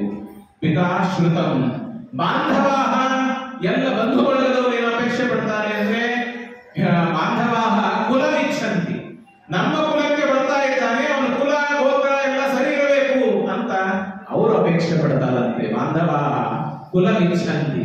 ಇನ್ನ ಊರು ಜನ ಎಲ್ಲ ಅಪೇಕ್ಷೆ ಪಡೋದೇನು, ಭ್ರಷ್ಟಾನ್ನ ವಿತರೇ ಜನ, ಹುಡುಗ ಹೆಂಗಾದ್ರೂ ಇರಲಿ, ಹುಡುಗಿ ಹೆಂಗಾದ್ರೂ ಇರಲಿ, ಕುಲ ಇರಲಿ, ಗೋತ್ರ ಇರಲಿ, ಏನ್ ಬೇಕಾದ್ರೆ ನಮಗೊಂದು ಒಳ್ಳೆ ಊಟ ಸಿಕ್ಕರೆ ಸಾಕು ಅಂತ ಎಲ್ಲರಿಗೆ. ಹಾಗೆ ವಸುದಾನನಿಗೆ ಒಂದು ಚಿಂತೆ, ಅತ್ತೆಗೆ ತನ್ನ ಮನೆ ಚಿಂತೆ ಆದ್ರೆ ಸೊಸೆಗೆ ತವರು ಮನೆ ಚಿಂತೆ ಅನ್ನೋ ಹಾಗೆ ವಸುದಾನ ಅಕ್ಕ ನೀನು ಹೋಗ್ತಾ ಇದ್ದಿ, ನನ್ನ ಜೊತೆಗೆ ಆಟ ಆಡೋರು ಯಾರು ಇನ್ನ ಮೇಲೆ ಅಂತ ಆ ಕಂದ ತಾನು ಹೇಳ್ತಾ ಇದ್ದಾನೆ. ಈ ತರಹ ಪರಮಾತ್ಮ ನೋಡ್ತಾನೆ. ವಿವಾಹ ಪ್ರಸಂಗ ಎಲ್ಲರೂ ಕೂಡ ಅಳ್ತಾ ಇದ್ದಾರೆ, ನಾನು ಒಬ್ಬನೇ ಅಳ್ತಾ ಇಲ್ಲ, ಪರಮಾತ್ಮ ನೋಡ್ತಾನೆ. ಸಮಯ ಸಂದರ್ಭವನ್ನ ನೋಡಿ ನಿರ್ಣಯ ತೆಗೆದುಕೋಬೇಕು. ಆವಾಗ ಅವನಿಗೆ ನೆನಪಾಗತ್ತೆ, ಸುಭದ್ರ ಮದುವೆ ಮಾಡಿದಾಗ ಅರ್ಜುನನಿಗೆ ಕೊಟ್ಟರು, ಆವಾಗ ನಾನು ಅಳೋದು ಉಳಿದಿರ್ತದೆ, ಬಾಕಿ ಇರ್ತದೆ. ಅದನ್ನ ಸ್ಮರಣೆ ಮಾಡಿಕೊಂಡು ಪರಮಾತ್ಮ ತಾನು ಈಗ ಅಳ್ಳಿಕ್ಕೆ ಪ್ರಾರಂಭ ಮಾಡ್ತಾನೆ. ಸ್ಮೃತ್ವ ಶ್ರೀದೇವಕಿ ಪುತ್ರ ತದದ್ಭುತ ವಿವಾಹವತ್ ಇತ್ಥಕೃತ್ವ ಲೋಕರೀತಿ. ಎಲ್ಲ ಜನ ಅಳ್ತಾ ಇದ್ದಾರೆ, ನಾನು ಅಳಬೇಕು ಅಂತ ಪರಮಾತ್ಮ ಕಣ್ಣೀರು ಇಟ್ಟಿದ್ದಾನೆ. ಪದ್ಮಾವತ್ಯ ತಯಾ ಸಾರ್ಧಂ ಸರ್ವವಾದ್ಯ ಸಮನ್ವಿತಃ. ಪದ್ಮಾವತಿ ಶ್ರೀನಿವಾಸನನ್ನ ಕೂಡಿಸಿಕೊಂಡು ಅವಾಗ ತಾಯಿ ಗ್ರಾಮ ಪ್ರದಕ್ಷಿಣೀಕೃತ್ಯ ಅವರನ್ನ ಗ್ರಾಮ ಪ್ರದಕ್ಷಿಣೆಯನ್ನ ಮಾಡಿಸಿದ್ದಾರೆ. ಗ್ರಾಮ ಪ್ರದಕ್ಷಿಣೆಯನ್ನ ಮಾಡಿಸಿ ಆಕಾಶರಾಜ ಹೇಳ್ತಾನೆ, ದೀರ್ಘಾಯುರ್ಭವ ಗೋವಿಂದ ಸರ್ವಲೋಕ ಧುರಂಧರ, ನಿನಗೆ ಒಳ್ಳೆ ಕೀರ್ತಿ ಬರಲಿ, ಎಲ್ಲ ಲೋಕಕ್ಕೆ ನೀನು ಅಧಿಪತಿ ಆಗು ಅಂತ ಮತ್ತೆ ಆಶೀರ್ವಾದವನ್ನ ಮಾಡಿದ್ದಾರೆ. ಅಷ್ಟರಲ್ಲಿ ಪರಮಾತ್ಮ ಅಂತಾನೆ ಹೋಗಿ ಬರ್ತೇನೆ ಅಂತ. ಹೋಗಿ ಬನ್ನಿ ಅಂತ ಆಕಾಶರಾಜ ಹೇಳಿಬಿಟ್ಟ. ಧರಣಿ ದೇವಿ ಹಿಂದಿಂದ ಚೂಡ್ತಾಳೆ, ನಿಮ್ಮ ಗಂಡಸರಿಗೆ ಹೃದಯನೇ ಇರೋದಿಲ್ಲ, ಈಗ ತಾನೇ ಮಗಳು ಮದುವೆ ಆಗಿದೆ, ಸ್ವಲ್ಪ ದಿವಸ ಇದ್ದು ಹೋಗಿ ಅಂತ ಹೇಳೋದು ಬೇಡವೇ, ಹೋಗಿ ಬರ್ತೇನೆ ಅಂದ್ರೆ ಹೋಗುವ ಅಂತ ಹೇಳ್ಬಿಟ್ರಿ. ಅವಾಗ ಅವಳಂತಾಳೆ, ಮಾಸಾಂತೆ ಗಚ್ಚ ಗೋವಿಂದ, ಸ್ವಲ್ಪ ದಿವಸ ಬಿಟ್ಟು ಹೋಗಬಹುದಲ್ಲ. ಇಲ್ಲ, ಪರಮಾತ್ಮ ಅಂತಾನೆ ಇಲ್ಲ, ನನಗೆ ಇದಂತೆ ಶುಶುರಸ್ಸೇವ ವಾಕ್ಯಂ ಮಾಮಯ ಮಾಧವ. ಧರಣಿ ದೇವಿ ಅಂತಾಳೆ, ನಿಮ್ಮ ಮಾವ ಇದು ಮಾತಾಡಬೇಕಾಗಿತ್ತು, ನಾನು ಮಾತಾಡ್ತಾ ಇದ್ದೀನಿ ಅಂತ ಹೇಳ್ತಾಳು. ನನ್ನ ಮಾತಲ್ಲ ಇದು, ನಿಮ್ಮ ಮಾವನೇ ಮಾತಾಡೋದು, ನಾನು ಮಾತಾಡ್ತಾ ಇದ್ದೀನಿ ಅಂತ. ಅವಾಗ ಪರಮಾತ್ಮ ಅಂತಾನೆ, ಇಲ್ಲ, ನನಗೆ ಹೋಗಬೇಕಾಗಿದೆ, ಬಹಳ ಕೆಲಸವಿದೆ, ಅದಕ್ಕೆ ಹೋಗಬೇಕು ಅಂತ ಹೊರಟಾಗ ಆ ಪದ್ಮಾವತಿಗೆ ತಾಯಿ ಒಳ್ಳೆ ಒಳ್ಳೆ ಮಾತುಗಳನ್ನು ಹೇಳ್ತಾಳೆ. ಬುದ್ಧಿ ಮಾತು ಹೇಳಿದರೆ ಕೇಳಬೇಕಮ್ಮ ಮಗಳೇ, ಮನ ಶುದ್ಧಳಾಗಿ ಗಂಡನೊಡನೆ ಬಾಳಬೇಕಮ್ಮ ಮಗಳೇ, ಬಾಳಬೇಕಮ್ಮ. ನಿನಗೆ ಯಾರೇ ಒಂದು ಒಳ್ಳೆ ಮಾತು ಹೇಳ್ತಾರೆ ಅಂತಂದ್ರೆ ಅದನ್ನ ನೀನು ನಿನ್ನ ಒಳ್ಳೆಯದಕ್ಕಾಗಿ ಅಂತ ತಿಳಿದುಕೋ. ಬುದ್ಧಿ ಮಾತು ಹೇಳಿದರೆ ಕೇಳಬೇಕು. ಗಂಡನ ಜೊತೆಗೆ ಸಂಸಾರ ಮಾಡುವಾಗ ಯಾವ ತರಹದ ಮೋಸ ವಂಚನೆ ಅದನ್ನು ಯಾವುದು ಮಾಡಬೇಡ. ಮನ ಶುದ್ಧವಾಗಿ ಗಂಡನೊಡನೆ ಅತ್ತೆ ಮಾವ ಗಂಜಿಕೊಂಡು ನಡೆಯಬೇಕಮ್ಮ ಮಗಳೇ. ಹೇಗಿರಬೇಕು ನೀನು? ನಿನ್ನ ಅತ್ತೆ ಮಾವ ಅಂದ್ರೆ ತಂದೆ ತಾಯಿ ಇದ್ದಂತೆ, ಆದ್ದರಿಂದ ಅವರ ಮಾತನ್ನ ಮೀರಬೇಡ, ನೆರೆಹೊರೆಯವರ ಜೊತೆಗೆ ಯಾರ ಜೊತೆಗೂ ಕೂಡ ಜಗಳಾಡಬೇಡ. ಈ ತರಹ ಬಹಳ ಉಪದೇಶವನ್ನ ಮಾಡಿ ಕೊನೆಗೆ ತಾಯಿ ಅವಳಿಗೆ ಹೇಳ್ತಾಳೆ, ಆಕುಲ ವ್ಯಾಕುಲ ಸರ್ವೇ ನಗರಸ್ಥಾ ಜನಾಂತನ ಪ್ರಾಕಾರ ಗೋಪುರಾರೂಢ. ಪದ್ಮಾವತಿ ಮತ್ತು ಶ್ರೀನಿವಾಸ ಹೋಗ್ತಾ ಇದ್ದಾರೆ. ಹೋಗುವಾಗ ಎಲ್ಲ ಜನ ಎಲ್ಲೆಲ್ಲಿ ಜಾಗ ನಿಂತಿದೆ, ಮನೆ ಅಡ್ಡದ ಮೇಲೆ, ಗಿಡದ ಮೇಲೆ, ಎಲ್ಲ ಕಡೆಗೆ ನಿಂತು ನೋಡ್ತಾ ಇದ್ದಾರೆ. ಆ ಪರಮಾತ್ಮ ಶ್ರೀನಿವಾಸ ಸಮೇತ ಲಕ್ಷ್ಮೀ ದೇವಿಯನ್ನ ನೋಡಬೇಕು ಅಂತ. ಹಾಗೆ ಎಲ್ಲರೂ ನೋಡ್ತಾ ಇದ್ದಾರೆ. ಅನುಗಚ್ಚತಿ ಗೋವಿಂದ, ಎಲ್ಲ ಬಂದರೆ ನೋಡಿ ನಮ್ಮ ಪದ್ಮಾವತಿ ಆ ಶ್ರೀನಿವಾಸ ದೇವರ ಹಿಂದೆ ಹೊರಟಿದ್ದಾರೆ ನೋಡಿ ಅಂತ. ತದಾನದೋ ಮಹಾರಾಜ, ಮತ್ತೆ ಆಕಾಶರಾಜ ಅವರಿಗೆ 6 ತಿಂಗಳಿಗೆ ಆಗುವಷ್ಟು ಅಡುಗೆ ಸಾಮಾನು ಎಲ್ಲ ಪದಾರ್ಥಗಳನ್ನ ಕೊಟ್ಟಿದ್ದಾರೆ. ಆ ಪದಾರ್ಥಗಳ ಲಿಸ್ಟ್ ಬಹಳ ಉದ್ದಿದೆ. ಎಲ್ಲ ಕೊಟ್ಟಿದ್ದಾನೆ, ದಾಸದಾಸಿಯರನ್ನು ಕೊಟ್ಟಿದ್ದಾನೆ. ಎಲ್ಲ ಕೊಟ್ಟ ಮೇಲೆ ಶ್ರೀನಿವಾಸೋವಾಚ ದೂರಾಧ್ವಾನ ಮಹಾರಾಜ ಕಿಮರ್ಥಂ ತಂ ಸಮಾಗತಃ. ಎಷ್ಟು ದೂರ ನಡೆದು ಬರ್ತಾ ಇದ್ದೀರಿ ಆಕಾಶ ರಾಜರ ಮೇಲೆ ಬರೋದು ಸಾಕು ಅಂತ ಹೇಳ್ಕೊಂಡು ಹೇಳಿದಾಗ ಅವಾಗ ಪರಮಾತ್ಮ ಅಂತಾನೆ, ಕನ್ಯಾದತ್ತ ಸುಖಂ ಪ್ರಾಪ್ತಂ. ಕನ್ಯೆಯನ್ನು ಒಪ್ಪಿಸಿದ್ದಿರಲ್ಲ, ಸಾಕು, ಇನ್ಮೇಲೆ ಮಾಡಬೇಕಾಗಿದೆ. ಸುಖಂ ಪ್ರಾಪ್ತಂ ಪ್ರಕರ ಸುಕೃತಂ ಕಿಂ ತ್ವಯಾಕಂ ಸಂತೋಷಶ್ಚಾತುಲ ಪ್ರಾಪ್ತೋ ಮಮ ಸಾಧನ ಸಂಶಯ. ನನಗೆ ಸಂತೋಷವಾಗಿದೆ, ಸಾಕು. ಆವಾಗ ಇನ್ನೇನಾದ್ರೂ ಮನಸ್ಸಲ್ಲಿ ಇದೇನು ಕೊಡಬೇಕು ಅಂತ ಪರಮಾತ್ಮ ಮತ್ತೆ ಕೇಳ್ತಾನೆ ಮಾವಂದರಿಗೆ. ಇನ್ನೇನಾದ್ರೂ ಕೊಡೋದು ಉಳಿದಿದ್ದೇನ್ರಿ? ಕೊಡೋದಿದ್ರೆ ಕೊಟ್ಟು ಬಿಡಿ. ಸಂದೇಹಮ್ಮ ಕುರುಶ್ವಾಕ್ರ ದಾನ ದಾನೇ ಮಹೀಪತೆ. ಪರಮಾತ್ಮನ ಮಾತನ್ನ ಕೇಳಿದಾಗ ಆಕಾಶರಾಜ ಹೇಳ್ತಾನೆ,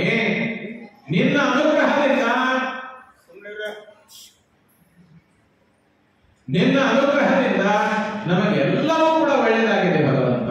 ಸರ್ವಮಂಗಲ ಅಸ್ಮಾಕಂ ತತ್ಪ್ರಸಾದೇನ ಕೇಶವ. ನಮ್ಮ ಹತ್ರ ಏನಿದೆ, ನಮ್ದು ಏನು ಯೋಗ್ಯತೆ ಇದೆ, ನಿನ್ನ ಅನುಗ್ರಹ ಇದ್ದರೆ ನಾವೆಲ್ಲವೂ, ನಮ್ಮ ಬದುಕು ಸಾವೆಲ್ಲ. ನಾಣ್ಯತ್ಯಾಚೆ ಜಗನ್ನಾಥ ತವ ಪಾದ ಸರೋವರೆ. ನಮಗೆ ಬೇರೆದೇನು ಬೇಡ. ನಾವು ಕೇಳೋದು ನಿನ್ನ ಪಾದಾರವಿಂದಗಳಲ್ಲಿ ಭಕ್ತಿಯನ್ನ ಕೊಡುವ ಅಂತ. ಇದನ್ನೇ ಇವತ್ತು ಮಧ್ವ ಜಯಂತಿ.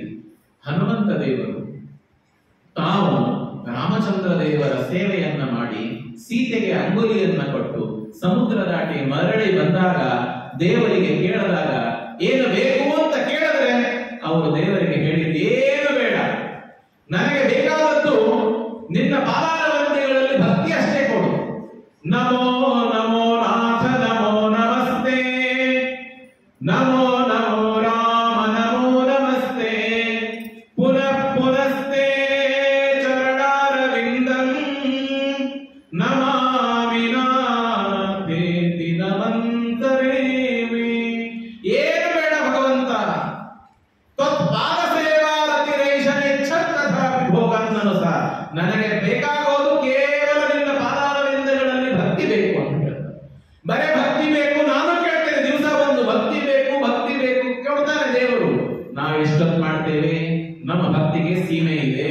ಇಲ್ಲಿಂದ ಹೊರಗೆ ಹೋದ ತಕ್ಷಣ ಸಂಸಾರ, ಗುಡಿ ಮುಂದೆ ಇರುವಾಗ ದೇವರ ಮುಂದೆ ಇರುವಾಗ ಭಕ್ತಿ ಆಗಲ್ಲ.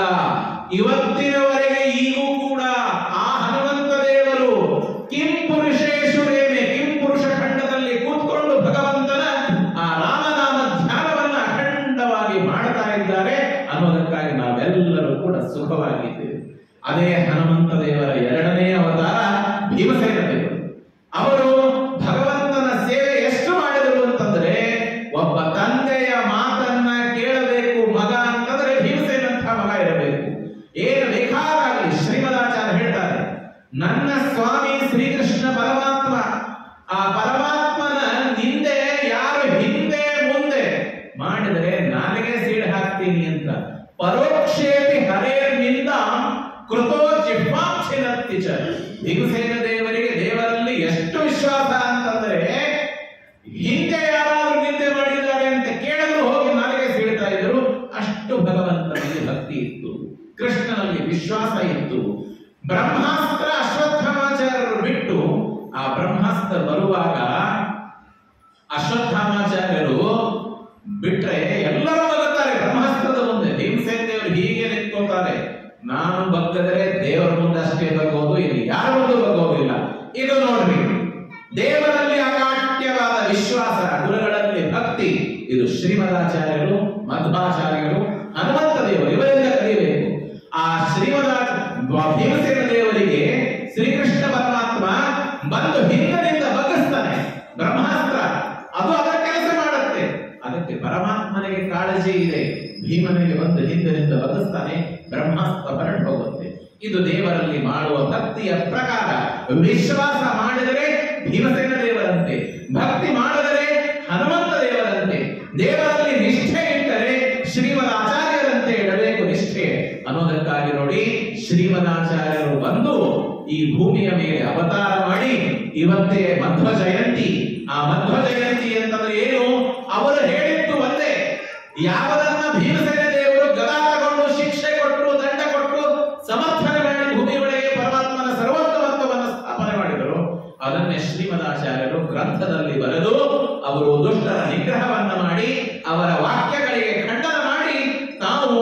ಹರಿ ಸರ್ವೋತ್ತಮ ಅಂತ ಅನ್ನೋ ಸಿದ್ಧಾಂತವನ್ನ, ವಾಯು ಜೀವೋತ್ತಮ ಅಂತ ಅನ್ನೋದನ್ನ ಅದನ್ನ ಸ್ಥಾಪನೆ ಮಾಡಿದರು. ಅದನ್ನೇ ನಹರೇ ಪರಮೋ ನಹರೇ ಸದೃಶ ಪರಮಸ್ಸತು ಸರ್ವ ಚಿದಾತ್ಮಗಣ. ಯಾರು ಭಗವಂತನಿಗಿಂತ ಹೆಚ್ಚಿಗೆ ಯಾರು ಇಲ್ಲ.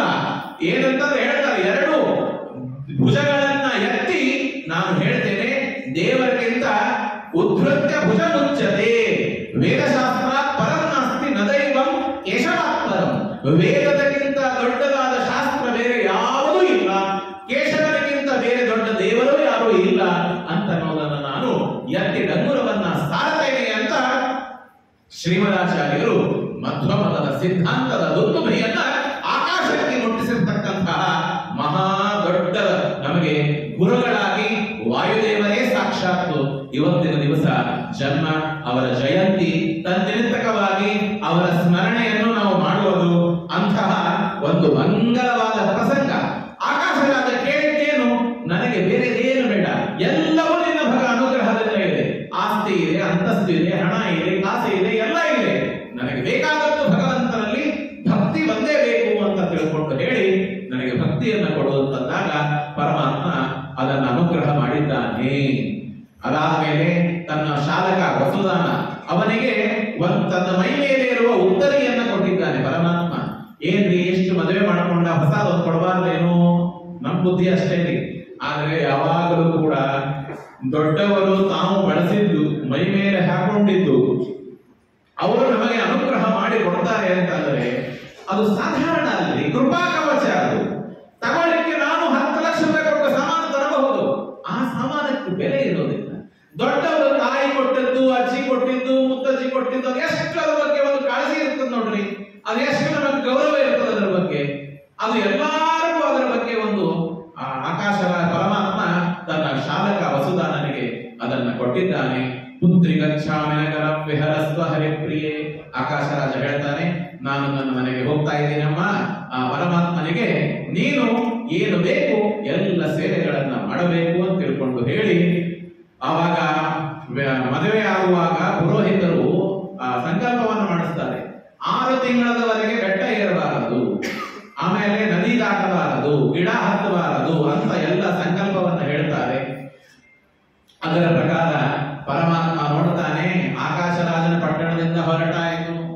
ಎಲ್ಲ ದೇವಾದಿ ದೇವತೆಗಳು ಇನ್ನು ಪರಮಾತ್ಮನ ಹಿಂದೆ ಹೋಗ್ತಾನೆ ಇದ್ದಾರೆ. ಯಾರು ಬಿಡ್ತಾರೆ? ಇಷ್ಟೆಲ್ಲ ಒಳ್ಳೆಯ ಊಟ, ಕೈ ತುಂಬಿ ದಕ್ಷಿಣಿ, ಆಹೇರಿ, ಉಡುಗೆರೆ ದಿವಸ ನಡೆದಲ್ಲಿ ಯಾರು ಹೋಗ್ತಾರೆ ಹೇಳ್ರಿ?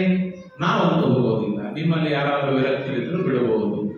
ಪರಮಾತ್ಮ ಇಷ್ಟೆಲ್ಲ ನೋಡ್ತಾನೆ. ಹಿಂತಿರುಗಿ ನೋಡಿದಾಗ ಇನ್ನು ಇವರಿಗೆ ನಾನೇ ಬಿಡಿಸಬೇಕು ಅಂತ ಹೇಳಿ ಪರಮಾತ್ಮ ಹೇಳ್ತಾನೆ, ಇನ್ನು 6 ತಿಂಗಳವರೆಗೆ ನಾನು ಬೆಟ್ಟದ ಮೇಲೆ ಇರೋದಿಲ್ಲ.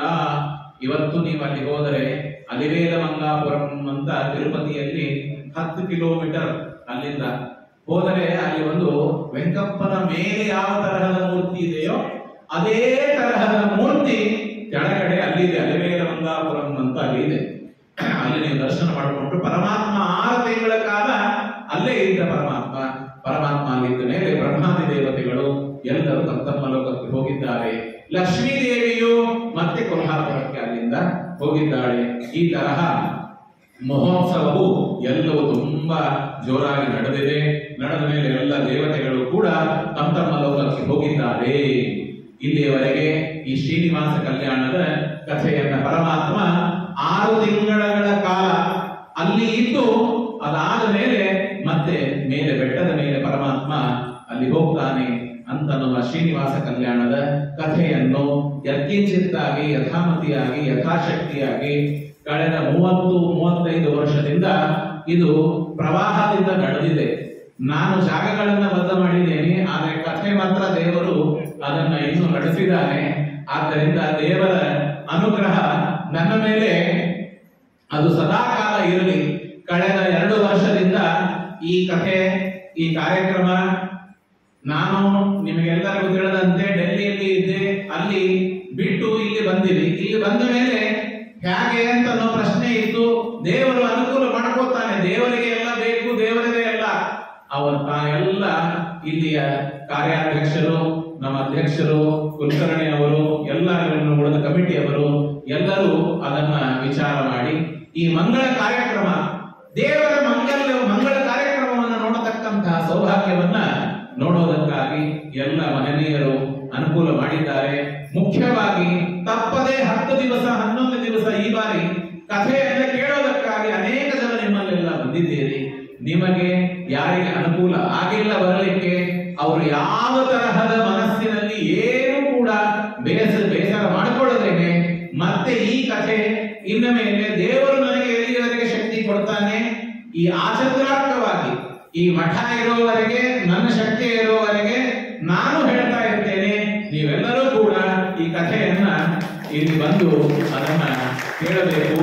ದೇವರು ಇದರಿಂದ ಮಂಗಳವನ್ನೇ ಮಾಡ್ತಾನೆ. ಯಾರಿಗೂ ಕೂಡ ಇದರಿಂದ ಏನು ಯಾವ ತರಹದ ಬೇರೆ ವಿಚಾರಗಳನ್ನ ಮಾಡುವ ಅವಕಾಶವಿಲ್ಲ.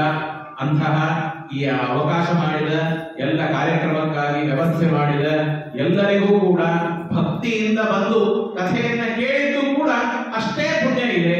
ಇನ್ನ ಕೆಲವರು ಇವತ್ತು ಬರಲಿಕ್ಕಾಗಿಲ್ಲ, ಅವರಿಗೆ, ನನ್ನ ಕುಟುಂಬದವರಿಗೆ, ನನ್ನ ಗುರುಗಳಿಗೆ, ಸತ್ಯಾತ್ಮತೀರ್ಥ ಶ್ರೀಪಾದಂಗಳವರು, ಅವರಿಗೆ ಮರೆಯುವಂತೆ ಇಲ್ಲ. ಅವರ ನಮ್ಮ ಕುಲಗುರುಗಳು, ಎಲ್ಲರಿಗೂ ಕೂಡ ಅವರು ಕುಲಗುರುಗಳು. ಅವರ ಅನುಗ್ರಹದಿಂದ ಈ ಕಾರ್ಯಕ್ರಮ ಪೂರ್ಣ ಯಶಸ್ವಿಯಾಗಿ ಇವತ್ತು ಇಲ್ಲಿ ನಡೆದಿದೆ. ಆದ್ದರಿಂದ ಎಲ್ಲರಿಗೂ ಕೂಡ ಮತ್ತೊಂದು ಬಾರಿ ನನಗೆ ಈ ಕಥೆಯನ್ನ ನನ್ನಲ್ಲಿ ನಿಂತು ನನ್ನಿಂದ ಹೇಳಿಸಿದ್ದಕ್ಕಾಗಿ, ನಿಮ್ಮಲ್ಲಿ ನಿಂತು ದೇವರು ಕೇಳಿಸಿದ್ದಕ್ಕಾಗಿ ಎಲ್ಲರಿಗೂ ಕೂಡ ಮಂಗಳವನ್ನ ಮಾಡಲಿ ಅಂತ ಹೇಳ್ತಾ ಇವತ್ತು ಈ ಕಲ್ಯಾಣೋತ್ಸವದ ಕಾರ್ಯಕ್ರಮವನ್ನ ಇಲ್ಲಿ ಮುಕ್ತಾಯವನ್ನ ಮಾಡ್ತಾ ಇದ್ದೇವೆ. ಇನ್ನು ಮೇಲೆ ಎಲ್ಲ ಮುತ್ತೈದೆಯರು ಆರತಿಯನ್ನ ಹಚ್ಚಿಕೊಂಡು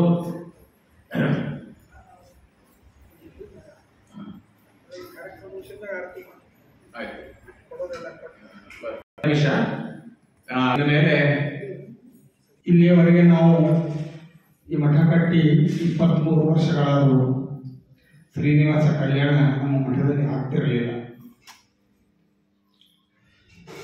ಏನು ಕೇಳ ಪ್ರಕಾರ ಏನಂದ್ರೆ, ನಮ್ಗೆ ಯಾವ ದಿಲ್ಲಿಯಿಂದ ಬಂದು ನಮ್ಮ ಕ್ಷೇತ್ರದಲ್ಲಿ ಮನೆ ಮಾಡಿಕೊಂಡು ಹೆಂಗೆ ವರಾದಿಯವರ ಕ್ಷೇತ್ರದಲ್ಲಿ ತಿರುಪತಿ ವೆಂಕಟರಮಣ ಒಂದು ಸೇರ್ಕೊಂಡಲ್ಲ, ಹಂಗೆ ನಮ್ಮ ಯಾದವಾಚಾರ್ಯರು ನಮ್ಮ ಕ್ಷೇತ್ರಕ್ಕೆ ಬಂದು ಇಲ್ಲಿ ವಾಸವಾಗಿದ್ದಕ್ಕೆ ಬಹಳ ಸಂತೋಷ. ಇನ್ನು ಇದು 2ನೇ ವರ್ಷ ಶ್ರೀನಿವಾಸ ಕಲ್ಯಾಣ. ನಮಗೆ ಬಹಳ ಇಚ್ಛೆ ಆದ ಅಂದ್ರೆ ಶ್ರೀನಿವಾಸ ಕಲ್ಯಾಣ ಹೇಳಿಸಿ ಎಲ್ಲರಿಗೂ ಊಟಕ್ಕೆ ಹಾಕಿಸುವ ವಿಚಾರ ಇರ್ತಾರೆ. ಆದರೆ ಹಬ್ಬದ ಕಾರಣ ವೈಶಾಖ ಶುದ್ಧ ದಶಮಿ ದಿವಸ ಈ ಕಾರ್ಯಕ್ರಮದಲ್ಲಿ ಮತ್ತೆ ಈ ಕಾರ್ಯಕ್ರಮ ಮಾಡಿ ಎಲ್ಲರಿಗೂ ಪ್ರಸಾದ ವಿತರಣೆಯನ್ನ ಈ ಮಠ ಮಾಡ್ತಾರನ್ನ ಈ ಸಂದರ್ಭದಲ್ಲಿ ತಿಳಿಸ್ತಾ ಇದ್ದಾರೆ. ಯಾಕಂದ್ರೆ ಕಲ್ಯಾಣೋತ್ಸವ ಅಂದಾಗ ನಮ್ಮ ಆಚಾರ್ಯ ಹೇಳಿದಂಗೆ ಶ್ರೀನಿವಾಸ ದೇವರು ಹೊರಟಿರ್ತಾರಂತ ಇಲ್ಲಿ ನಾರಾಯಣಪುರಕ್ಕೆ ಎಲ್ಲರಿಗೂ ಹಸಿವಾಗಿರ್ತದಂತ.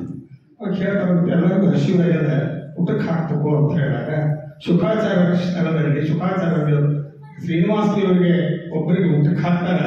ಆದ್ರೆ ಎಲ್ಲ ಋಷಿಗಳು ಸಿಟ್ಟಾಗ್ತಾರಂತ, ನೋಡಿ ನಮ್ಮನ್ನು ಬಿಟ್ಟು ಊಟ ಮಾಡಿದ ಪರಮಾತ್ಮ ಹೆಂಗಿದ್ದಾನ ಅಂತಂದ್ರೆ ಅದಕ್ಕೆ ಪರಮಾತ್ಮ ಅಂತ ಅನ್ನ ಊಟ ಬಂದ್ಗಳು ಎಲ್ಲರೂ ಹೊಟ್ಟೆ ತುಂಬಿಡ್ತಾರೆ. ಹಂಗೆ ಈ ಮಠನೇ ಇರೋದೇ ಪ್ರಸಾದಕ್ಕಲ್ಲ. ದಯಮಾಡಿ ನಾ ಏನು ಹೇಳ್ತೇನೆ ಅಂದ್ರೆ, ನೀವು ಮಠಕ್ಕೆ ಕೊಟ್ಟರೆ ಮಠ ನಡೀತದೆ. ನೀವು ಮಠಕ್ಕೆ ಕೊಟ್ಟರೆ ಮಠ ನಡೀತದೆ. ಎಷ್ಟೋ ಮಂದಿ ಬಂದ ನಾನು ಕೇಳಿದೆ, ನೋಡಪ್ಪ ಹಸ್ತೋದಕ್ಕೆ 200 ರೂಪಾಯಿ ಬರೀತಾರ ಅಂತ ಹೇಳ್ತಾರೆ. ಆದ್ರೆ ನೀವು ಕೊಟ್ಟರೆ ಮಠ ನಡೀತದೆ, ಹೆಂಗೆ ನಡೀತದೆ ಹೇಳಿ. ಅದಕ್ಕೆ ಯಾರೋ ತಪ್ಪು ತಿಳ್ಕೋಬಾರ್ದು. ನಾವು ಬರೆದಿರ್ತೇವೆ 200 ರೂಪಾಯಿ ಹಸ್ತೋದಕ್ಕೆ ಬರೆದಿರ್ತೇವೆ. ನಿಮಗೆ ಆದ್ರೆ ಕೊಡ್ರಿ, ಇಲ್ಲಿ ಬಿಡ್ರಿ, ಪ್ರಸಾದ ತೊಗೊಂಡು ಹೋಗ್ರಿ. ಅದು ನಮ್ಮ ಕರ್ತವ್ಯ ನಾವು ಮಾಡ್ತೀವಿ. ಮಠ ನಡೆಸೋದು ಇದ್ದವ್ರಿಗೆ ಗೊತ್ತಾಗ್ತದೆ. ಅದಕ್ಕೆ ಯಾರೋ ತಪ್ಪು ತಿಳ್ಕೋಬಾರ್ರಿ. ಈ ಮಠ ಎಲ್ಲರಿಗೂ ಸ್ವಾಗತ ವಹಿಸ್ತದೆ. ಅದಕ್ಕೆ ದಯಮಾಡಿ ಏನೋ ಬರ್ತದೋ ಸಂತೋಷ ಪಡ್ಕೋಬಾರ್ರಿ, ಮಠಕ್ಕೆ ಬರ್ರಿ, ಪ್ರಸಾದ ಕೊಡ್ರಿ, ಎಲ್ಲ ಕಾರ್ಯಕ್ರಮಕ್ಕೆ ಅಟೆಂಡ್ ಆಗಿರ್ಬೋದನ್ನ ನಾ ಈ ಸಂದರ್ಭದಲ್ಲಿ ತಿಳಿಸ್ತಾ ಇದ್ದೇನೆ. ಇನ್ನು ಈ ನಿರಂತರವಾಗಿ 10 ದಿವಸ ಈ ಕಾರ್ಯಕ್ರಮವನ್ನು ನಡೆಸಿದ ನಮ್ಮ ಯಾದವಾಚಾರ್ಯರಿಗೆ ಮಠದ ವತಿಯಿಂದ ಗುರುಕಾಣಿಕೆಯನ್ನು ಕೊಡ್ತಾ ಇದ್ದೇವೆ. ಅದನ್ನು ನಮ್ಮ ಪ್ರೆಸಿಡೆಂಟ್ ಕೊಡಬೇಕಂತ ಹೇಳಿ ನಾನು ಕೇಳ್ಕೊತಾ ಇದ್ದೀನಿ. ದಯಮಾಡಿ ಒಂದು ಕೊಡಬೇಕು ಕೊಡ್ತಾ ಇದ್ದೀವಿ. ಅದಕ್ಕೆ ನಾವು ಸ್ವೀಕರಿಸಬೇಕಂತ ಹೇಳಿ ನಾನು ಕೇಳ್ಕೊತಾ ಇದ್ದೀನಿ. ಇನ್ನೊಂದೆರಡು ಮಾತು ಬೇಕಾದ ಪ್ರಶ್ನೆ.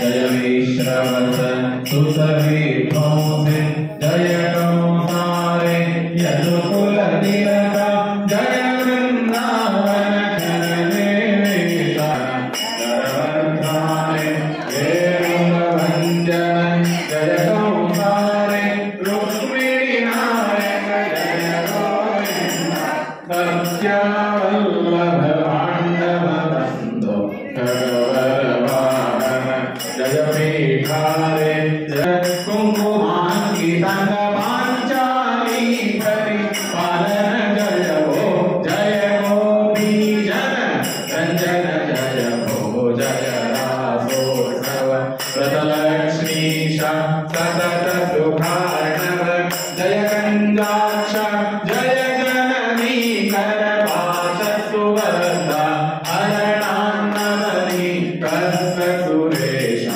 ಕಾಲ ಕ್ರೀಡನ ಪರ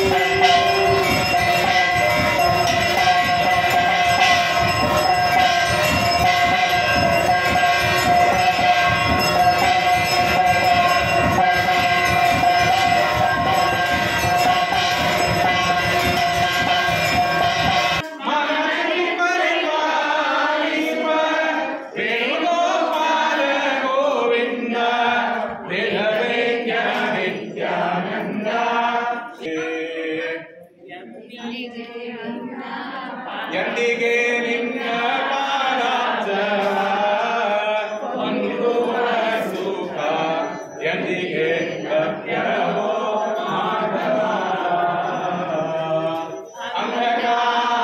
ಅಂಧಕಾರಣ್ಯದಲ್ಲಿ ಲಿಂಗುತ್ತರಿಸೋದೆ ಎಷ್ಟು